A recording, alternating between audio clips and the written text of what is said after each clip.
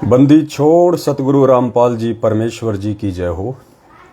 परम पिता परमात्मा, सारी सृष्टि के रचनहार, कुल मालिक, असंख्य ब्रह्मांडों के स्वामी, तीनों लोकों में प्रवेश करके सबका भरण पोषण करने वाले शब्द स्वरूपी राम, आदि पुरुष, आदि अनादि सतगुरु, जगत गुरु, संत शिरोमणि सतगुरु रामपाल जी परमेश्वर जी के चरण कमल में देश विदेश से हम सभी सत्सेवक भाई बहनों का कोटि कोटि दंडवत प्रणाम।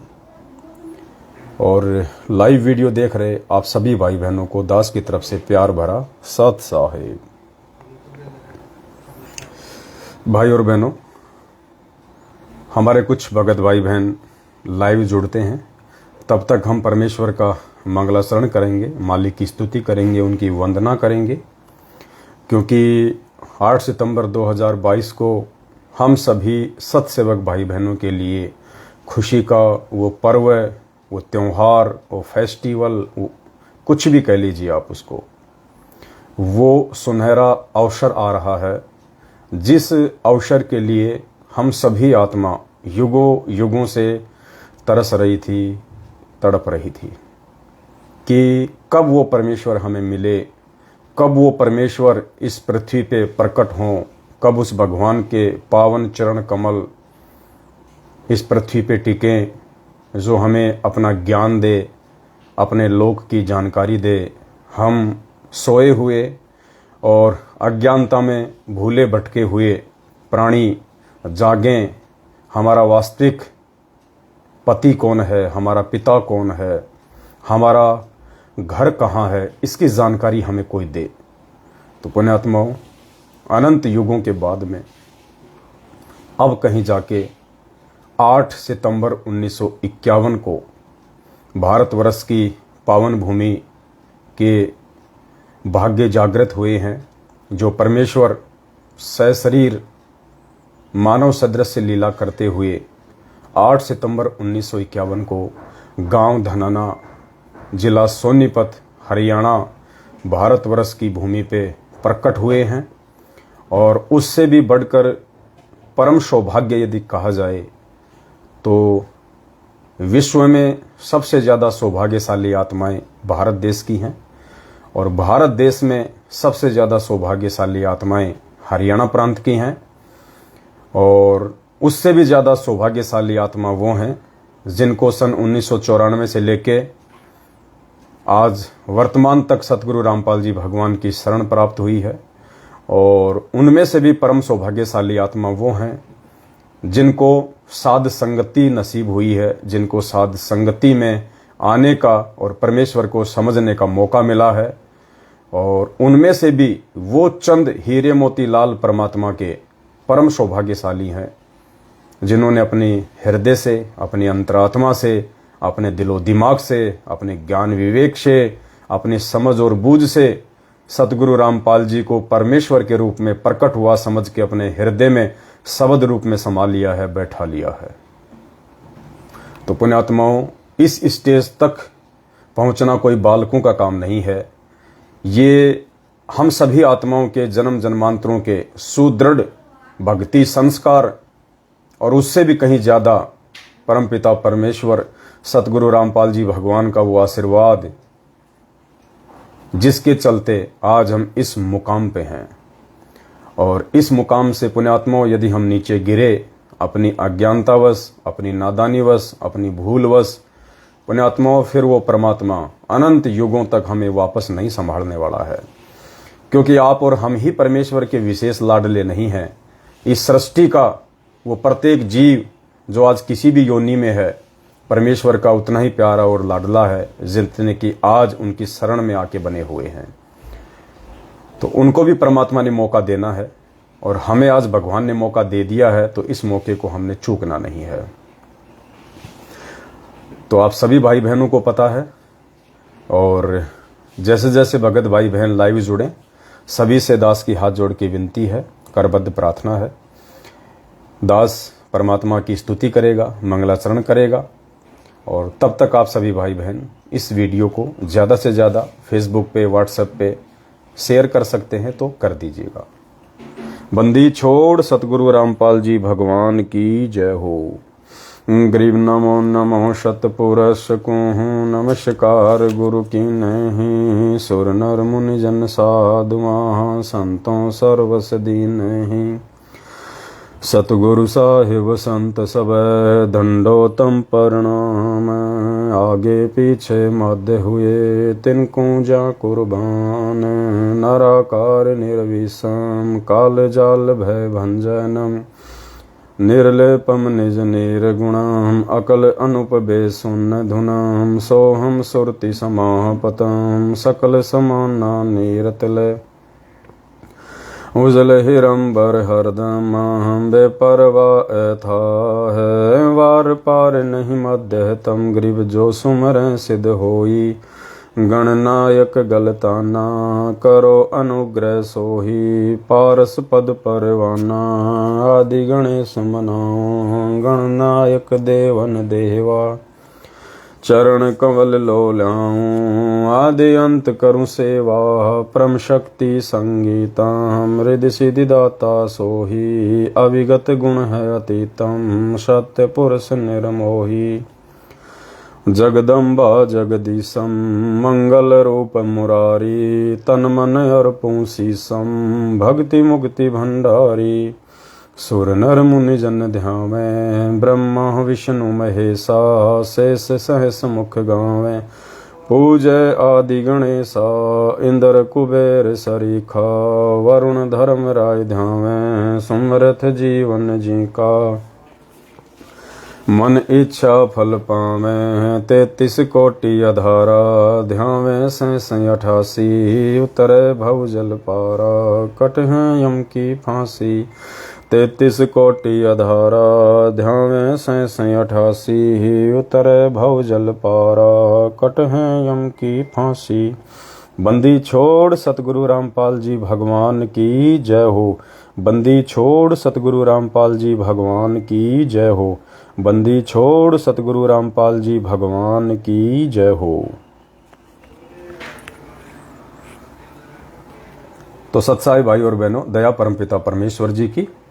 आगे हम लाइव वीडियो में बढ़े इससे पहले दास कुछ छोटी छोटी बातों को आपके सामने पेश करना चाहेगा, क्योंकि पुण्यात्माओं भक्ति मार्ग पे हम उसी समय आगे बढ़ सकते हैं, सफल हो सकते हैं, जब हमारे मन में किसी भी प्रकार का कोई भी डाउट, ना तो आध्यात्मिकता के प्रति, ना सतगुरु के प्रति, ना भक्तों के प्रति, किसी भी चीज़ के प्रति हमारा डाउट नहीं होना चाहिए।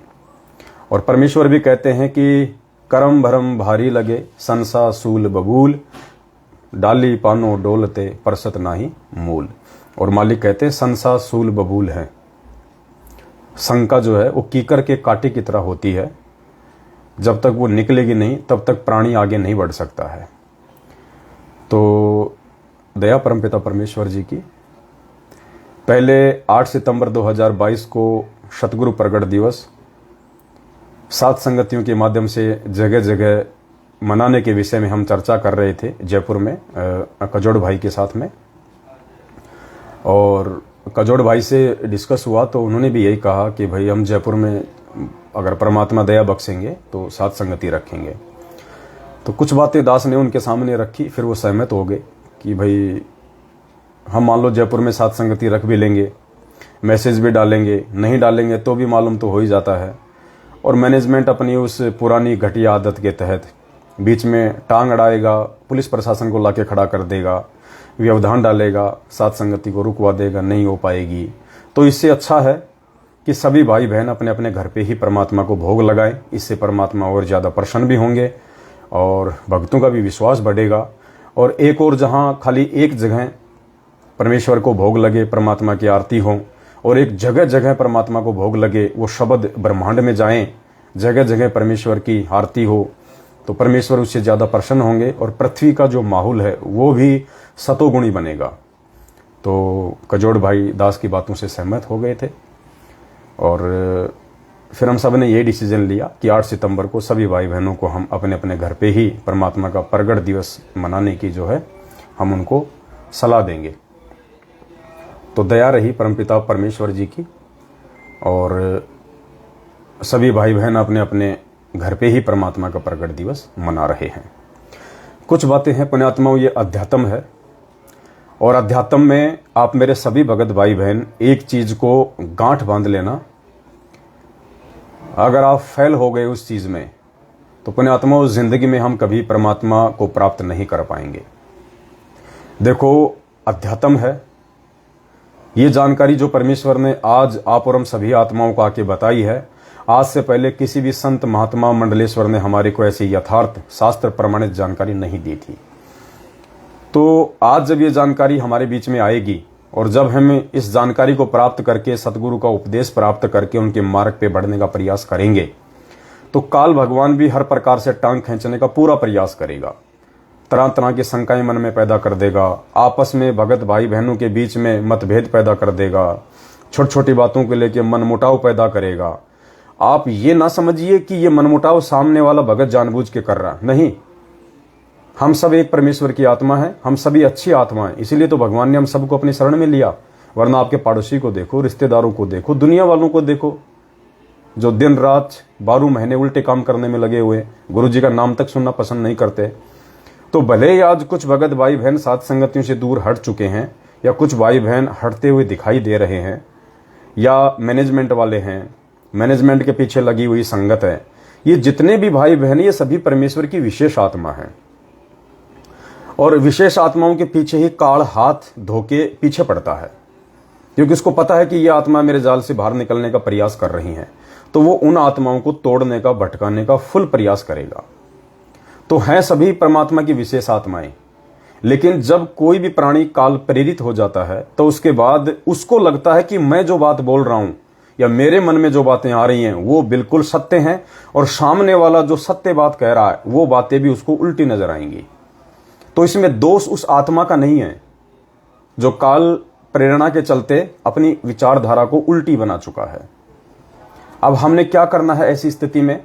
अब ऐसी स्थिति में काल फिर उस आत्मा से उल्टे ही काम करवाएगा, आपको भड़काने वाले काम करवाएगा, आपको जोश दिलाने वाले काम कराएगा, आपके साथ में उल्टे सीधे विचारों के साथ में पेश आएगा। मतलब काल चाहेगा, क्योंकि काल स्वयं प्रकट नहीं होता। परमात्मा ने बताया कि ये काल का नियम है, ये स्वयं प्रकट नहीं होता है, ये दूसरी आत्माओं के माध्यम से अपना काम करवाता है। तो काल फिर उन आत्माओं को निमित्त बना के आपको भी उसी रंग में रंगने का प्रयास करेगा, धीरे धीरे धीरे धीरे, कि आपके भी विचार उसके जैसे हो जाए। क्योंकि परमात्मा कहते हैं ना, एक झूठ को अगर 100 बार सुन लिया जाए वो झूठ भी सच लगने लगती है। तो काल फिर यही काम करेगा, आपके सामने उन भाई बहनों के माध्यम से बार बार बार बार बार बार झूठ परोसेगा, और आपको ऐसा लगने लगेगा धीरे धीरे, यदि आपने उस व्यक्ति से अपना स्टैंड क्लियर नहीं किया, तो अगर आपने उस व्यक्ति से जो अब आपके विचारों से सहमत नहीं है, यदि आपने उससे दूरी नहीं बनाई, तो वो व्यक्ति काल जो प्रेरित है वो धीरे धीरे आपको अपने रंग में रंगेगा काल प्रेरणा से, और आपके ऊपर असर हो जाएगा। और राजस्थान के किशनगढ़ में जो हमारे रामदेव भाई थे, जो अब सात संगतियों से हट चुके हैं, और कल किसी भाई ने उनका फोटो भेजा था मुझे, वो सतलोक आश्रम मैनेजमेंट हरियाणा के किसी आश्रम में बैठे हुए हैं। वहां पे वो 8 सितंबर को गुरुजी का जन्मदिन मनाने के लिए गए हुए हैं। वो भी हमारे भाई हैं, परमात्मा की अच्छी आत्मा है, लेकिन वही काल प्रेरणा हम सब जानते हैं। तो ऐसी स्थिति में पुण्यात्माओं हमने सावधानी बरतनी है, उनके साथ में मनमुटाव नहीं करना, राग द्वेष नहीं करना, लड़ाई झगड़ा नहीं करना, वाद विवाद नहीं करना, और सबसे बड़ी बात, हमारे उन भाई बहनों के प्रति अपने मन में कोई राग द्वेष की भावना पैदा नहीं करना। देखो, हमें परमात्मा ने बताया 2 बातें होती हैं, एक होता है मतभेद और दूसरा होता है मनभेद। मतभेद हो सकता है, विचारों को लेके मतभेद हो सकता है, कोई बड़ी बात नहीं है, क्योंकि ये मार्ग बड़ा अटपटा है। परमात्मा कहते हैं कबीर का मार्ग अटपट, झटपट समझ ना आवे, और जिसको झटपट समझ में आ जावे उसकी सारी खटपट मिट जावे। तो ये मार्ग झटपट समझ में आना ही मुश्किल है, और जिसके झटपट समझ में आ गया तो उसके तो सारी खटपट ही निकल जाएगी। तो ऐसी स्थिति में हमने हमारे उन भाई बहनों को समझाने का प्रयास करना है। अगर वो आपके समझाने से नहीं समझता है तो सीधा सा तरीका है, हमने उनसे दूरी बना लेनी है, हमने उनको ब्लॉक कर देना है, ताकि उनके मैसेज, उनके कमेंट्स, उनके फोन हमारे पास में ना आवें, जिससे कि वो भी बेचारा परेशान रहे और हमको भी वो फालतू में बाधा उत्पन्न करे। तो मतभेद हो सकता है, किसी का भी हो सकता है, विचारों को लेके कोई बड़ी बात नहीं है, ये परमात्मा ने हमें बताया। लेकिन पुण्यात्माओं, मन भेद बिल्कुल नहीं करना। विचारों की लड़ाई को विचारों तक ही सीमित रखना। यदि विचारों की लड़ाई को यदि आप मन पे लेके आ गए, मन पे लाते ही, यानी मतभेद को जिस दिन आप जी मन भेद पे ले आओगे, उसी समय हमारे अंदर वो दूरी बननी शुरू हो जाएगी उस भगत के साथ में कि जिसकी हम कल्पना भी नहीं कर सकते। और भगत से जैसे आपकी दूरी बढ़ी तो समझिए परमात्मा से भी आपकी ऑटोमेटिक दूरी बढ़ेगी, ऑटोमेटिक। क्योंकि मन जहां प्रवेश कर जाएगा फिर वहां पर राग द्वेष पैदा हो जाएगा, मान बढ़ाई और अहंकार पैदा हो जाएगा, अपनी बात को सत्य साबित करने की होड़ लग जाएगी। और परमात्मा कहते हैं, मान बढ़ाई से हैं दूर, आजिज के हरि सदा हजूर। और परमेश्वर कहते हैं, आधीनी के पास है पूर्ण ब्रह्म दयाल। आधीनी यानी जो भगत आधीनी के साथ, प्यार प्रेम के साथ, सबको अपना भाई बहन समझते हुए जो भक्ति मार्ग पे आगे चलेगा। आप अपने विचार रखिए, आपको अधिकार है, आपको स्वतंत्रता है। भारत का संविधान भी हमें एक मौलिक अधिकार देता है विचारों की स्वतंत्रता को पेश करने का। और भक्ति मार्ग में तो कोई बाध्यता है ही नहीं। परमात्मा ने तो हमें सतलोक से ही स्वतंत्र रखा हुआ है। परमात्मा ने तो हमें सतलोक से ही अपने विचारों की स्वतंत्रता दी हुई है। अगर परमेश्वर हमें स्वतंत्रता ना देते तो पुण्यात्माओं, हम काल भगवान के साथ इस गंदे लोक में नहीं आते। क्योंकि हमने अपनी इच्छा से, अपनी सहमति से, सतलोक से उस परमात्मा से दूरी बनाई है। और जब आत्मा अपनी इच्छा से, अपनी सहमति से परमात्मा से दूरी बना लेगी तो परमात्मा फिर उसको रोकता नहीं है। क्योंकि आत्मा पे परमात्मा ने कभी भी बाध्यता या बंदिश नहीं रखी है। और इसी स्वतंत्रता के नाजायज फायदा उठाने के चलते हम लोग सतलोक से नीचे गिरे। तो आज भी परमात्मा कोई बाध्यता, किसी भी प्रकार की जो कंडीशन आपके सामने नहीं रखेगा। परमेश्वर का सिर्फ एक ही काम है। परमात्मा ने हमें समझा दिया है कि बच्चों, मेरा काल भगवान के साथ में एक एग्रीमेंट हो रखा है, एक अनुबंध है। उस अनुबंध के तहत मैं केवल तुम्हें अपना मार्ग बताऊंगा, शिक्षा दूंगा, तुम्हें समझाऊंगा। बस उससे ज्यादा अगर तुम मेरी आंखों के सामने शराब पियोगे, मांस खाओगे, तो भी मैं तुम्हें कुछ नहीं कहूंगा। क्योंकि काल ने यही कहा था कि परमेश्वर, आप नीचे जाओगे, उन आत्माओं को अपना ज्ञान समझाओगे, लेकिन परमात्मा मेरी एक विनती है, आप उन आत्माओं के साथ में जबरदस्ती ना करना। आप केवल अपना ज्ञान समझाना, शिक्षा देना, उपदेश देना, सतलोक की जानकारी देना, लेकिन जबरदस्ती किसी को मत लेके जाना। जो आपके ज्ञान को स्वीकार करे, जो आपके विचारों से सहमत हो, जो आपके मार्ग में प्यार प्रेम और आधीनी के साथ आगे बढ़ना चाहे, उसी को आप अपने लोक ले जाना। बाकी आत्माओं को आप मेरे हवाले छोड़ देना। तो परमेश्वर ने कहा कि ठीक है भाई, जो आत्मा प्यार प्रेम आधीनी और कंधे से कंधा मिला के आपस में सहयोग करते हुए यदि आगे मेरे मार्ग में नहीं बढ़ेगी तो वो आत्मा अंदर से निर्मल नहीं हो पाएगी। और जो अंदर से निर्मल नहीं होगा वो मेरे सतलोक जाने के काबिल भी नहीं है। तो परमेश्वर की एक ये बाध्यता है पुण्यात्माओं, ये मजबूरी है परमेश्वर की। उस समर्थ परमात्मा की असमर्थता है ये। इसके चलते परमात्मा आज जबरदस्ती नहीं करेगा। आज उस जेल में बैठे हुए परमात्मा से सतलोक आश्रम मैनेजमेंट हरियाणा जो भी आदेश पारित करवाना चाहेगा, परमात्मा सहर्ष आदेश देगा। क्योंकि परमात्मा को पता है कि जो आदेश ये मेरे से पारित करवाना चाहता है, जो आदेश मेरे से लेना चाहते हैं प्रार्थना करके, मैं इनको मना नहीं करूंगा। क्योंकि मैंने तो मेरा आदेश बता दिया कि मेरे क्या नियम है, क्या मेरे उसूल हैं, कैसे तुम भक्ति मार्ग पे चलोगे, किन किन मर्यादाओं के साथ चलोगे, मेरे क्या विचार हैं, तुम कैसे रहोगे तो सफल होगे। और उसके बाद यदि कोई गुरुदेव के पास हिसार जेल में जाके कहेगा कि गुरुजी, हरियाणा में जितने भी जाट भाई हैं वो सारे के सारे सरकार के खिलाफ हैं, बीजेपी के खिलाफ है गुरुजी, और बीजेपी के खिलाफ उन्होंने बहुत बड़ा मोर्चा खोल रखा है गुरुजी, ऐसे में यदि आप हमें आदेश दे दो उन जाट भाइयों का साथ देने का, तो गुरुजी आप भी जाट, हम भी जाट और वो भी जाट, गुरुजी जब मिल बैठेंगे तीनों तो खूब जमेगा रंग। और गुरुजी हमारा तो टहल का मच जाएगा, लोगों की सहानुभूति, लोगों की संवेदना आपके प्रति हो जाएगी गुरुजी, लोग आपके ज्ञान को समझेंगे। तो परमेश्वर क्या करेगा, मालिक देख लेगा, रे गधो, मुझे अपने मार्ग पर लगाने के लिए ये घटिया तरीके अपनाने की जरूरत है। ये बात उनको नहीं कहेगा परमात्मा, अपने मन में सोचेगा और उनको कह देगा कि ठीक है भाई, अरे बहुत अच्छी बात है, अरे तुम बाहर हो, तुम्हें पता है बाहर के माहौल का, भाई मैं तो जेल में बैठा हूं, मुझे क्या पता बाहर क्या ड्रामा चल रहा है। अगर ऐसी बात है बच्चों तो खुल के काम करो, कोई दिक्कत नहीं, मेरा आशीर्वाद है। ये उस एग्रीमेंट के तहत कहेगा परमात्मा जो काल भगवान के साथ 21वें ब्रह्मांड पे किया था, तपस्या पे। क्योंकि मालिक को पता है अगर ये इतना बुद्धिमानी होता, इतना ही विवेकी होता, समझदार होता, तो मेरे सामने इस तरह की बात ही ना करता। और ये मेरे सामने इस तरह की बातें कह रहा है, ये कर रहा है, इसका मतलब मैं इसको मना कर दूंगा तो भी ये अपनी मनमानी काल प्रेरणा से पूरी करेगा। तो परमेश्वर फिर उस आत्मा को रोकता नहीं, उस आत्मा को टोकता नहीं। और यही कारण था 2008 से सतलोक आश्रम बरवाला में डीवीडी से नाम दीक्षा देना शुरू करना। डीवीडी तो परमात्मा ने 2005 में ही बना दी थी। उसके बाद तो 2006 का करोथा कांड हो गया था। 2 साल गुरुजी जेल में रहे थे। क्या उन 2 सालों में कोई नामदान केंद्र नहीं खुल सकता था? क्या उन 2 सालों में किसी भगत का नाम ही खंड नहीं हुआ? कम से कम शुद्धिकरण की तो व्यवस्था परमात्मा रख देते, लेकिन वो भी नहीं करी परमात्मा ने 2 साल में, 2006-2008 तक। क्यों? क्योंकि परमात्मा ने पहले बोल दिया था कि डीवीडी से नाम दीक्षा मेरे सतलोक जाने के बाद दी जाएगी। जब तक मैं हूं तब तक मैं स्वयं नाम दूंगा। लेकिन इन लोगों ने फिर परमात्मा को मानुष समझा और इन्होंने कहा, मैनेजमेंट वालों ने, कि गुरुजी आप क्या क्या काम करोगे? आप सत्संग करोगे, आशीर्वाद दोगे, शास्त्रों को पढ़ोगे, थोड़ा बहुत आपको आराम भी चाहिए, आपको इतना बुढ़ापा आ गया है, आपकी उम्र देखिए, आप बीमार हो जाओगे। क्योंकि मानुष मानते हैं गुरुजी को, और गुरु को जो मानुष मानेगा वो तो वैसी बात करेगा। तो परमेश्वर ने उनको कह दिया, क्योंकि परमात्मा ने उनकी परीक्षा भी लेनी थी, तो परमेश्वर ने कह दिया कि ठीक है भाई, बहुत अच्छी बात है बच्चों, ये बात तुमने मुझे पहले क्यों नहीं बताई? अरे बहुत अच्छी बात है, शुरू करो। और इन्होंने वो डीवीडी से नाम दीक्षा देने की प्रक्रिया 2009 में गुरु को मानुष मान के पूरी कर दी।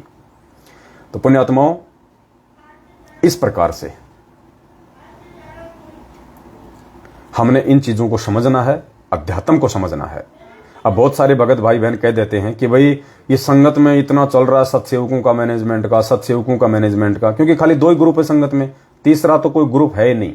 वो तो छोटे मोटे, जैसे कहते हैं ना कि पेशाब करने के बाद में टपके गिरते हैं, वो तो वो टपके हैं। जैसे रामचंद्र जी हैं, संजय हो गया, एक आधे और हो गए कोई, उनके तो कोई वैल्यू नहीं है कोई किसी भी प्रकार की। केवल 2 ही मेन ग्रुप हैं संगत में, सत्सेवक और मैनेजमेंट। अब बहुत सारे भाई बहन कह देते हैं कि भाई गुरुजी सीधा सीधा क्यों नहीं कह देते कि वो सही और वो गलत? तो पुण्यात्माओं, परमात्मा ऐसा नहीं करेगा उस एग्रीमेंट के अकॉर्डिंग।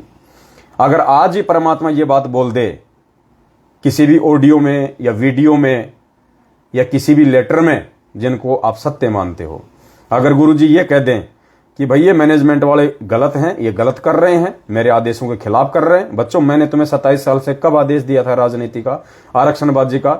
27 साल होगी मेरे को बच्चों। मैंने कब मेरे आश्रम में रक्तदान का कैंप लगवाया? कब मैंने देहदान का कैंप लगवाया? कब मैंने जाटों को आरक्षण में साथ दिया? बताओ, ये सारे उल्टे कुकर्म कर रहे हैं। और मेरे सत्सेवक बच्चे जो ज्ञान आधार से भाई बहनों को समझा रहे हैं, बिल्कुल सही काम कर रहे हैं। और सारे भाई बहन साथ संगतियों से जुड़ जाओ।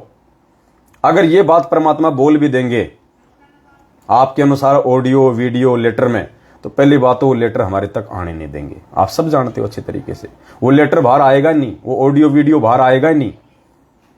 और मान लीजिए अगर वो ऑडियो वीडियो लेटर बाहर आ भी गया, तो पुण्यात्माओं, जो छटनी परमात्मा ज्ञान आधार से जो करवाना चाहता है, सात संगतियों से पहले जोड़ जोड़ के फिर उसका जूस निकाल के, वो छटनी नहीं हो पाएगी। क्योंकि ये आदेश आने के बाद में हर व्यक्ति जो आगे चल के काल प्रेरित होना है, जिसको परमात्मा ने अपने मिशन से बाहर करना है, जो सतलोक जाने के काबिल नहीं है, जो अभी भगत नहीं बना है, वो भी साध संगतियों से ही चिपके रहेंगे। ये सोच के कि गुरु जी का आदेश आ गया भाई, साध संगति से हट गए तो फिर मामला खराब हो जाएगा। तो ये सोच के वो लोग साध संगति से जुड़े भी रहेंगे और उल्टे सीधे सारे कुकर्म और बकवाद भी करते रहेंगे और नाम धराएंगे सत्सेवक। जो हालत आज मैनेजमेंट की हो रही है इन ऑडियो वीडियो को देख के कि गुरुजी का आशीर्वाद तो मैनेजमेंट के साथ में है, गुरुजी कह रहे हैं मैनेजमेंट मेरा बनाया हुआ है। तो आज इस मैनेजमेंट में जितने कुकर्म हो रहे हैं वो कौन कर रहा है? उन्हीं के पीछे लगे हुए लोग। जितने भी कुकर्म है वो कौन कर रहा है? मैनेजमेंट वाले। फिर अकाल मौत कौन मर रहे हैं? मैनेजमेंट वाले। सबके घरों में लड़ाई झगड़े, आपत्तियां, दुख, संकट, तकलीफ किसके घरों में? मैनेजमेंट वालों के घरों में। क्यों? क्योंकि उन्होंने उन ऑडियो वीडियो को सत्य मान लिया, गुरुजी के वचन पे नहीं चले और मैनेजमेंट से वो जुड़े भी हुए हैं, साथ में सारे काम भी उल्टे कर रहे हैं, मर्यादा रख नहीं रहे हो, सारी रिश्तेदारियां निभा रहे हैं, सारी परंपराएं निभा रहे हैं, कुपात्रों को ज्योति पाठ और दान का पैसा दे रहे हैं। राजनीति का सीजन आ जा तो राजनीति कर लेते हैं, आरक्षणबाजी का सीजन आ जा तो आरक्षणबाजी में शामिल हो जाते हैं। तो ये सब कुकर्म करने के चलते और साथ में मैनेजमेंट से जुड़े रहने के चलते आज उनको कोई सुख नहीं है। हर प्रकार से वो परमात्मा से दूर हैं। तो भगवान ने तो साध संगतियों को अपने मिशन के लिए चुना है, और साध संगति से ही परमात्मा नेक आत्माओं की छटनी करेगा।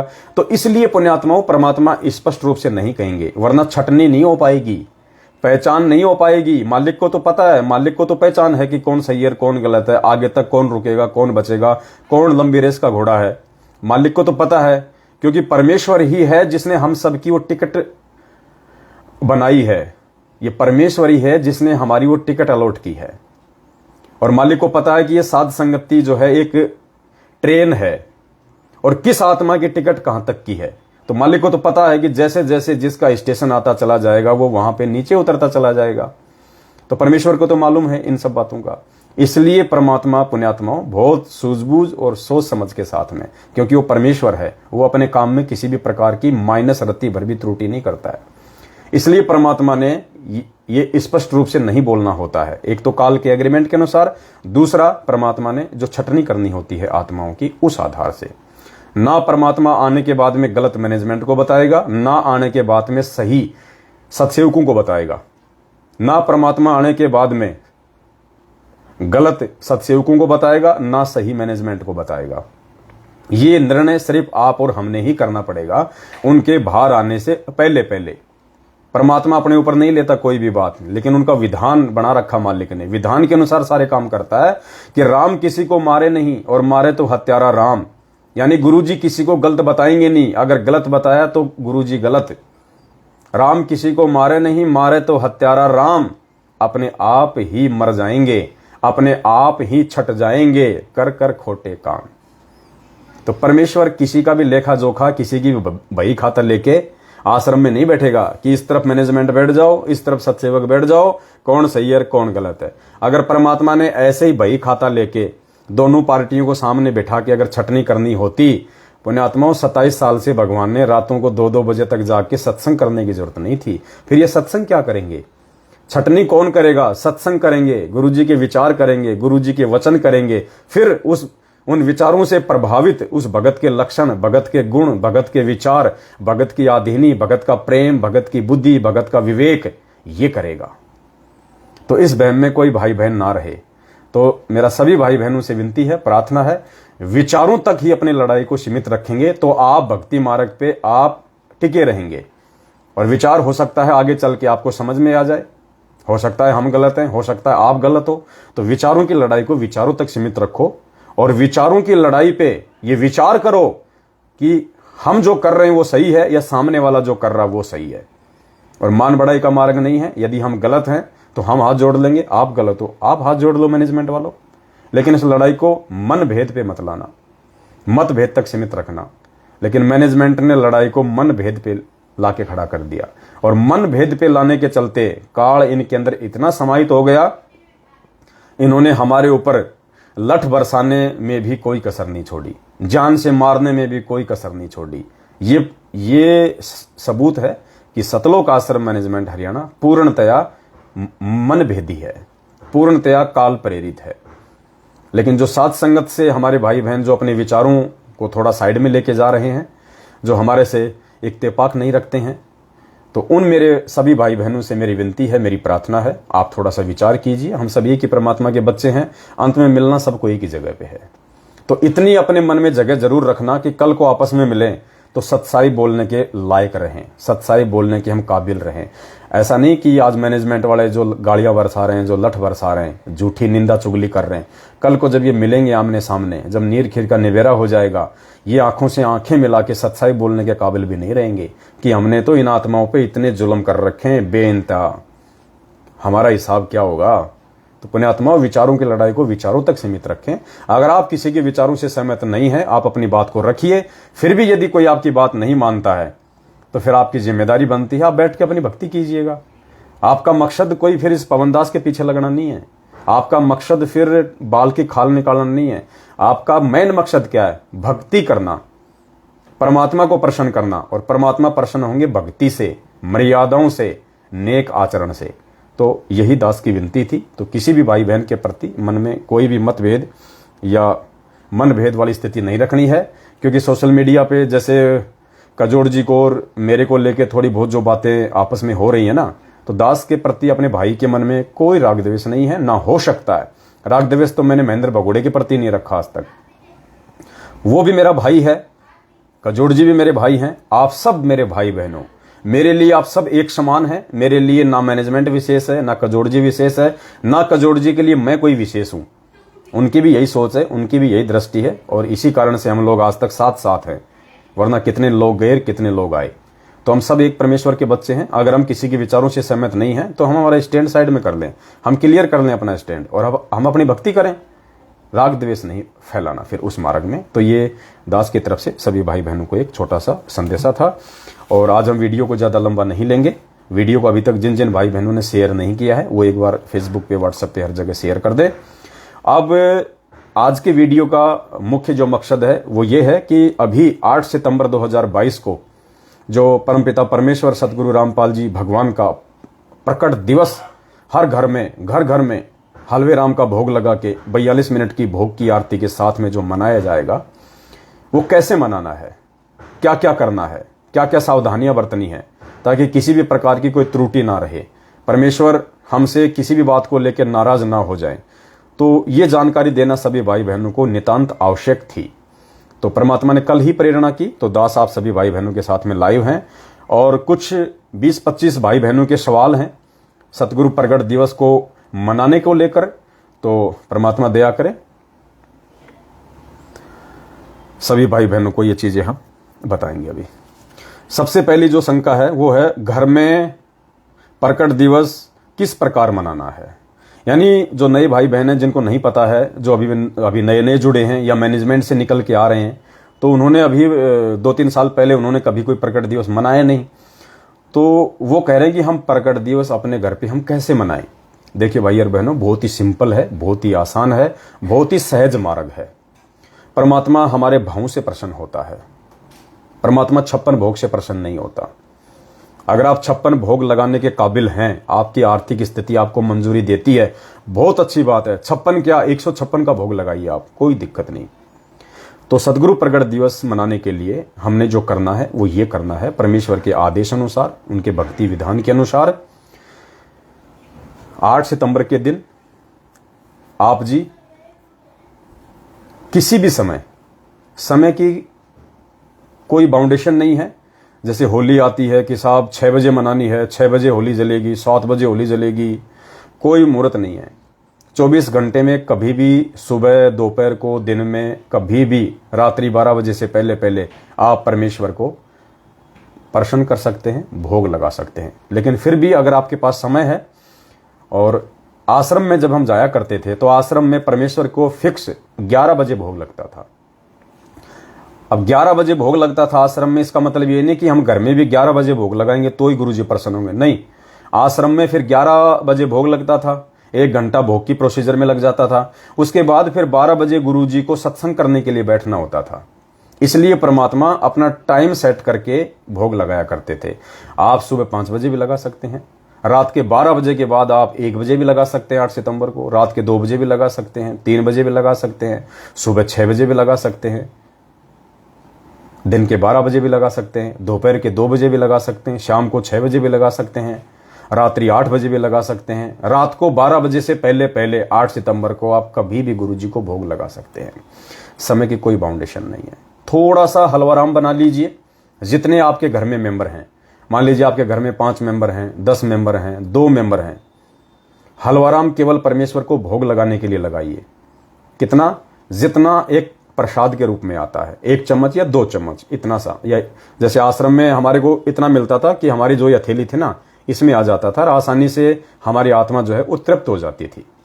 तो आप जी इतना सा हलवाराम परमेश्वर को भोग लगने के बाद जो ग्रहण करना है, उस हिसाब से आप जी 2-2 चम्मच या 3-3 चम्मच, जैसा भी आपकी इच्छा हो, उस हिसाब से पर मेंबर आप जी अपने घर पे हलवाराम बनाइए।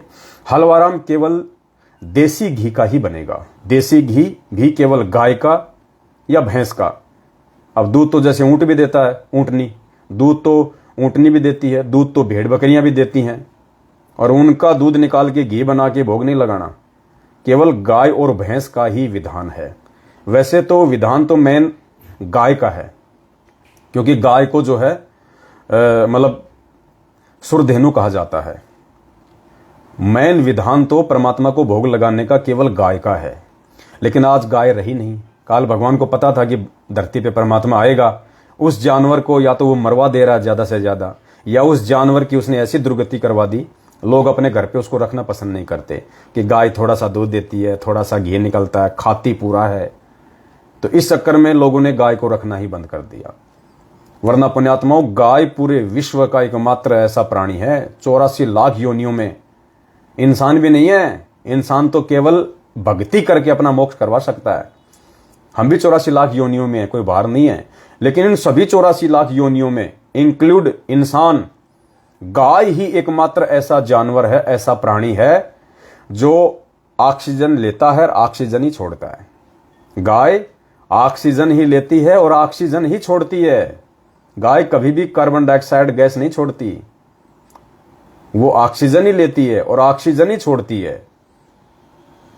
ये पूरे विश्व में, पूरी सृष्टि में 84 लाख योनियों में गाय ही एकमात्र ऐसा जानवर है। इसीलिए तो गाय का जो पेशाब है वो भी औषधि के रूप में काम लिया जाता है। गाय के गोबर से अगर खाना बनाया जाए तो पुण्यात्मा उससे जो है कार्बन डाइऑक्साइड गैस इतनी नहीं बनती है। इसलिए गाय को जो है मतलब माता का दर्जा दिया गया है, माता का, सुरधेनु। वरना भैंस को नहीं दिया माता का दर्जा, शेर को नहीं दिया बाप का दर्जा, माता का दर्जा गाय को दिया गया है, क्योंकि गाय एकमात्र विश्व में ऐसा प्राणी है। तो अब गायों की अधिकता रही नहीं, तो परमेश्वर ने एक ऑप्शन दे दिया भैंस, क्योंकि भैंस को भी इंसान अपने घर पे पालता है, अच्छा खाना खिलाता है। भैंस भी एक शाकाहारी है, इसलिए परमात्मा ने दूसरा नंबर रखा भैंस का। तो घी केवल गाय और भैंस का होना चाहिए। अब ये जरूरी नहीं कि साहब गाय और भैंस वाला घी लेके आए जो गांव में निकलता है, क्योंकि हर आदमी दूध बेचता है, सबको आजकल अपने स्वार्थ की पड़ी है। तो अब क्या हो गया, बड़ी बड़ी जो डेयरी कंपनी है उन्होंने घी बनाना शुरू कर दिया, 1-1 लीटर का, 2-2 लीटर में, और 1 लीटर का रेट रख दिया 500 रुपये, 600 रुपये, 700 रुपये। तो किसी भी डेयरी पे यदि आपने घी लेके आना है तो आपने देसी घी का नाम लेके लाना है कि भाई साहब मुझे देसी घी चाहिए 1 लीटर। तो जो देसी घी होगा वो कम से कम 500 रुपये लीटर से कम नहीं देगा, उससे ऊपर ही आएगा, 700, 800, 900। तो 500 रुपये के आसपास जो घी आपको डेयरी पे मिले उसको बोल देना भाई साहब डालडा नहीं चाहिए मेरे को, दूसरा किसी प्रकार का घी नहीं चाहिए, गाय या भैंस का घी चाहिए मेरे को। तो वो आपको किसी भी डेयरी पे मिल जाएगा। अगर आपके पास में गाय या भैंस का जो शुद्ध घी आता है जो गाँव में मिलता है, अगर वो उपलब्ध नहीं है तो आप जी डेयरी से गाय या भैंस का देसी घी नाम करके 1 लीटर 2 लीटर लेके आ सकते हैं। उसमें आप अपनी ज्योत भी जलाइए और उसमें आप परमेश्वर को हलवा राम बना के, और 8 सितंबर के दिन हलवा राम आपने बनाया, आपने अपनी रसोई में हलवा राम बना के और आपने एक थाली में रख दिया, एक थाली ली, उस थाली में आपने कटोरी ले ली, कटोरी में आपने हलवा राम रख दिया, साथ में आपने एक जलराम का एक गिलास ले लिया, जलराम का वो गिलास रख दिया, और उस कटोरी को, जलराम को थाली समेत आपने किसी भी साफ कपड़े से उसको ढक के रख देना है। कपड़ा चाहे लाल हो, पीला हो, हरा हो, सतरंगी हो, कोई महत्व नहीं रखता, कपड़ा साफ सुथरा होना चाहिए। उस कपड़े से आपने रसोई में थाली को, हलवेराम को, जलराम को ढक देना है। और यदि आप नए बर्तनों में हलवाराम बनाएं तो बहुत अच्छी बात है। अगर अभी तक आप केवल हलवाराम बनाने के लिए स्पेशल बर्तन नहीं लेके आए हैं, एक तो जैसे हम लोग कढ़ाई में सब्जी बनाते हैं, थाली में खाते हैं, उसी चम्मच से खाते हैं, और एक होता है कि परमात्मा का हलवाराम बनाने के लिए स्पेशल छोटी सी एक कढ़ाई ले आओ, एक थाल ले आओ, एक चम्मच ले आओ, एक कटोरी, एक गिलास स्पेशल ले आओ। उनमें केवल उसी कढ़ाई में गुरुजी को हमने हलवाराम बनाना है और उन्हीं बर्तनों में रख के हमने भोग लगाना है। और जब भोग की आरती समाप्त हो जाए उसके बाद हमने वो हलवाराम, वो जलराम किसी दूसरे पात्र में निकाल के फिर हमने दूसरों को डालना है, और उन पात्रों को धो के वापस अन्य बर्तनों से दूर रखें, स्पेशल रखें परमात्मा के। अगर किसी भाई बहन की ऐसी क्षमता नहीं है, आर्थिक स्थिति कमजोर है, तो जो बर्तन आप अपने घर में काम लेते हैं उनको अच्छे से साफ करके फिर आप परमात्मा का हलवाराम बनाएं, फिर आप परमात्मा को भोग लगाएं। उसके बाद रसोई में आप खड़े हैं, आपके जितने भी मेंबर हैं परिवार के, जो उपदेशी हैं या अनुपदेशी हैं, अनुपदेशी भी भोग की आरती में शामिल हो सकता है, उपदेशी को तो भोग लगाना ही लगाना है। सभी भाई बहन, अगर आप पढ़े लिखे हैं तो बहुत अच्छी बात है, आपके पास में भक्ति बोध होगी, सभी भाई बहनों के पास में। भक्ति बोध में भोग लगाने की विधि लिखी हुई है। संध्या आरती के बाद में अंदेव की आरती है। अंदेव की आरती के बाद में लिखा है भोग लगाने की विधि, मोकू कहां ढूंढे रे बंदे मैं तो तेरे पास में। और लास्ट में जब हम जाएंगे तो वहां एक शब्द आएगा लास्ट में, आज लग्या साहिब को भोग दीन के टुकड़े पाने का। वहां तक भोग की आरती है कंप्लीट। मैनेजमेंट वालों ने जो भक्तिबोध पुस्तक छपवा रखी है उसमें भोग की आरती बीच बीच में नहीं है। हम सत्सेवकों ने जो भोग की ये जो भक्तिबोध जो छपवाई है इसमें लगातार हमने, जैसे परमात्मा वीडियो में बोलते हैं जो भोग की आरती है जैसे जैसे बोलनी उसी हिसाब से हमने पूरी भोग की आरती को अच्छे से छपवा रखा है। आपको पेज वगैरह चेंज करने की जरूरत नहीं है, आप लगातार भोग की आरती भक्तिबोध से कर सकते हैं। तो जो भाई बहन जो पढ़े लिखे हैं उन्होंने भक्तिबोध हाथ में लेके भोग की आरती करनी है पूरी। सबसे पहले आप अपनी रसोई में परमात्मा का भोग तैयार कर लेंगे, कपड़े से ढक देंगे। सबसे पहले सभी भाई बहन वहां पे खड़े होकर मंगलाचरण करेंगे। मंगलाचरण के बाद में जो एक शब्द है, आया है बंजारा केशव आया है, उस शब्द को गाते हुए भोग प्रसाद को वहां से उठा के धीरे धीरे जहां आपने परमात्मा का दरबार लगा रखा है वहां पे लाके आपने परमात्मा के दरबार के सामने भोग प्रसाद को रख देना है। केशव बंजारे वाला शब्द पूरा होने के बाद में फिर आपने भक्ति बोध में जहां से स्टार्ट है, मोकू कहां ढूंढे रे बंदे मैं तो तेरे पास में, वहां से आप जी सभी भाई बहन भक्तिबोध हाथ में लेके, या जिसको याद है तो बहुत अच्छी बात है, नहीं तो भक्तिबोध लेके आपने परमात्मा को भोग की आरती करनी है। और जो भाई बहन जो खड़े होने में सक्षम नहीं है, मान लीजिए कोई भाई बहन कोई बीमार है, कोई ज्यादा कोई बुजुर्ग है, कोई माता बहनें जो हैं वो गर्भ से हैं, पेट में बच्चा है, तो ऐसी माता बहनें खड़ी रहना चाहें तो उनकी इच्छा है, जब तक वो खड़ी रह सके खड़ी रहिए, वरना वो नीचे बैठ के आरती कर लें। चेयर पे भी बैठ सकती हैं, खाट पे भी बैठ सकते हैं। कोई ऐसा कोई बीमारी की हालत में है कि जिससे खाट से उठा नहीं जाता, वो सूता सूता भी आरती कर सकता है, क्योंकि पुण्यात्माओं साधु भूखा भाव का धन का भूखा नाई। परमात्मा आपके भाव देखेगा। यदि आप सक्षम हैं तो आपने विधि विधान से काम करना है, फिर गफलत नहीं चलेगी। आप सही हैं फिर भी आप लेट गए बैठ गए ऐसे कर रहे हैं, वो नहीं चलेगा। विशेष परिस्थितियों में छूट है, विशेष परिस्थितियों में, लेकिन ध्यान सुरती परमात्मा की वाणी पे होनी चाहिए। आप अगर बीमार हैं, नीचे बैठे हैं, लेटे हुए हैं, तो भी आपका ध्यान आपकी सुरती उस आरती में होनी चाहिए। आपका मन आपका लगाव परमात्मा में होना चाहिए। और जो भाई बहन पढ़े लिखे नहीं है और उनके घर में भी कोई और भगत नहीं है, अब वो कैसे करेंगे आरती परमात्मा की? तो वो आत्माएं सतगुरुदेव जी ने जो आरती जो गाई हुई है 42 मिनट की भोग की आरती, आप यूट्यूब पे जाएंगे, यूट्यूब पे हिंदी या अंग्रेजी में लिखेंगे भोग की आरती संत रामपाल जी महाराज, तो एक 40 या 42 मिनट की आरती आ जाएगी, सेम टू सेम वही, मोकू कहां ढूंढे रे बंदे मैं तो तेरे पास में, वहां से स्टार्ट है। उससे पहले मंगलाचरण आपने स्वयं करना पड़ेगा, केशव बंजारा का शब्द आपने गाना पड़ेगा, और फिर परमात्मा का जो वीडियो है वो वीडियो से आप जी परमात्मा की भोग की आरती कर सकते हैं विशेष परिस्थितियों में, क्योंकि ये वीडियो से चाहे भोग की आरती हो चाहे तीनों समय की आरती हो, ये परमात्मा ने विशेष परिस्थितियों के लिए बनाई है। तो जो अनपढ़ भाई बहन है वो इस प्रकार से परमात्मा की भोग की आरती वो कर सकते हैं। और कुछ भाई बहनों की जो शंकाएं हैं फिर दास लेता है आगे। नंबर 2, गुरुजी को भोग लगाने का सही समय क्या है? तो दास ने आप सभी भाई बहनों को बता दिया है। भोग आप अपनी इच्छा के अनुसार लगा सकते हैं, कोई समय फिक्स नहीं है। मान लीजिए कोई किसी की नाइट की कोई ड्यूटी है बेचारे की, वो सुबह 10 बजे छूटेगा, तो बताओ वो कहां से 5 बजे भोग लगाएगा? वो आराम से नहा धो के आके मालिक को भोग लगाओ। तो 24 घंटे में आप कभी भी परमात्मा को 8 सितंबर को भोग लगा सकते हैं। 8 सितंबर को रात्रि 12 बजे से लेके और फिर रात्रि 12 बजे तक 24 घंटे में आप कभी भी गुरुजी को भोग लगा सकते हैं, कोई बाध्यता नहीं है। यदि आप घर पे हैं, फ्री हैं, तो आप समय पे भोग लगाओ। सुबह नहा धो के बंदी छोड़ को आराम से 5 बजे लगा दो, 6 बजे लगा दो। 5 बजे तो बहुत ज़्यादा हो जाएगा क्योंकि बच्चे उठ नहीं पाएंगे, और आराम से आप परमात्मा को 9-10 बजे भोग लगाओ, कोई दिक्कत नहीं है। अगर आप घर पे हैं, कोई बाधा नहीं है, परेशानी नहीं है, तो 8, 9, 10 बजे तक आराम से आप परमात्मा को भोग लगाओ। हलवे भगत ने हलवा आटे राम का बनाना है या सूजी का? क्या भगत हलवे में काजू किशमिश बादाम आदि डाल सकता है? तो दास ने आपको परसों के लाइव में बता दिया था कि परमात्मा को भोग लगाने का जो विधान है वो गेहूं के आटे का ही हलवा राम बनाने का विधान है। क्योंकि वैसे तो अन्न, हर चीज अन्न में आती है, भांग भी अन्न में आता है, धतूरा भी अन्न में आता है, गांजा भी अन्न में आता है, तंबाकू भी एक अन्न है, गेहूं भी एक अन्न है। तो इसी प्रकार जो सूजी है वो भी एक अन्न से बनती है। लेकिन परमेश्वर को जो भोग लगाने का विधान है वो आटे का, गेहूं का आटा। आप कहेंगे गेहूं का आटा क्यों? क्योंकि पुण्यात्मा गेहूं का जो आटा है वो मुख्य अन्न में आता है।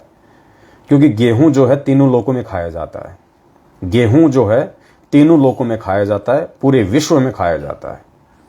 गेहूं मुख्य अन्न में आता है, इसलिए हमने गेहूं के आटे के साथ ही परमात्मा को भोग लगाना है। सूजी का, बेसन का, या गेहूं सूजी को मिक्स कर दिया, गेहूं बेसन को मिक्स कर दिया, ये हमने बिल्कुल नहीं करना है। आज से पहले जिसने किया है तो वो एक छोटी सी अपनी गलती समझते हुए, नादानी में, नासमझी में गुरुदेव को दंडवत करके क्षमा याचना करे और आगे से केवल देसी घी के साथ और हलवे, जो हलवा राम बनाना है केवल गेहूं के आटे के साथ ही बनाना है।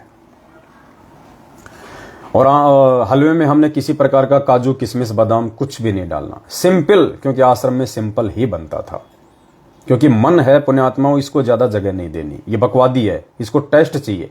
और वो भोग प्रसाद जो हम बना रहे हैं वो टेस्ट के लिए नहीं बना रहे, वो हम परमेश्वर को प्रसन्न करने के लिए बना रहे हैं। जो भक्ति विधान है उसको फॉलो कर रहे हैं हम।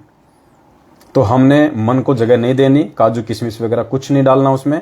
सिंपल गेहूं का आटा, देसी घी, चीनी या मिश्री जो भी आप यूज करना चाहें, जो भी उपलब्ध है आपके पास में, और जो भी उसमें पानी वगैरह डलता है, जो बनाने की जो भी प्रोसीजर है, केवल उस हिसाब से आपने हलवा राम को बनाना है। क्या भोग प्रसाद को आरती करते समय कपड़े से ढकना जरूरी है? बिल्कुल जरूरी है। क्यों जरूरी है? इसलिए जरूरी है कि उसमें कोई मिट्टी, धूल वगैरह, कोई मक्खी मच्छर वगैरह ना बैठे।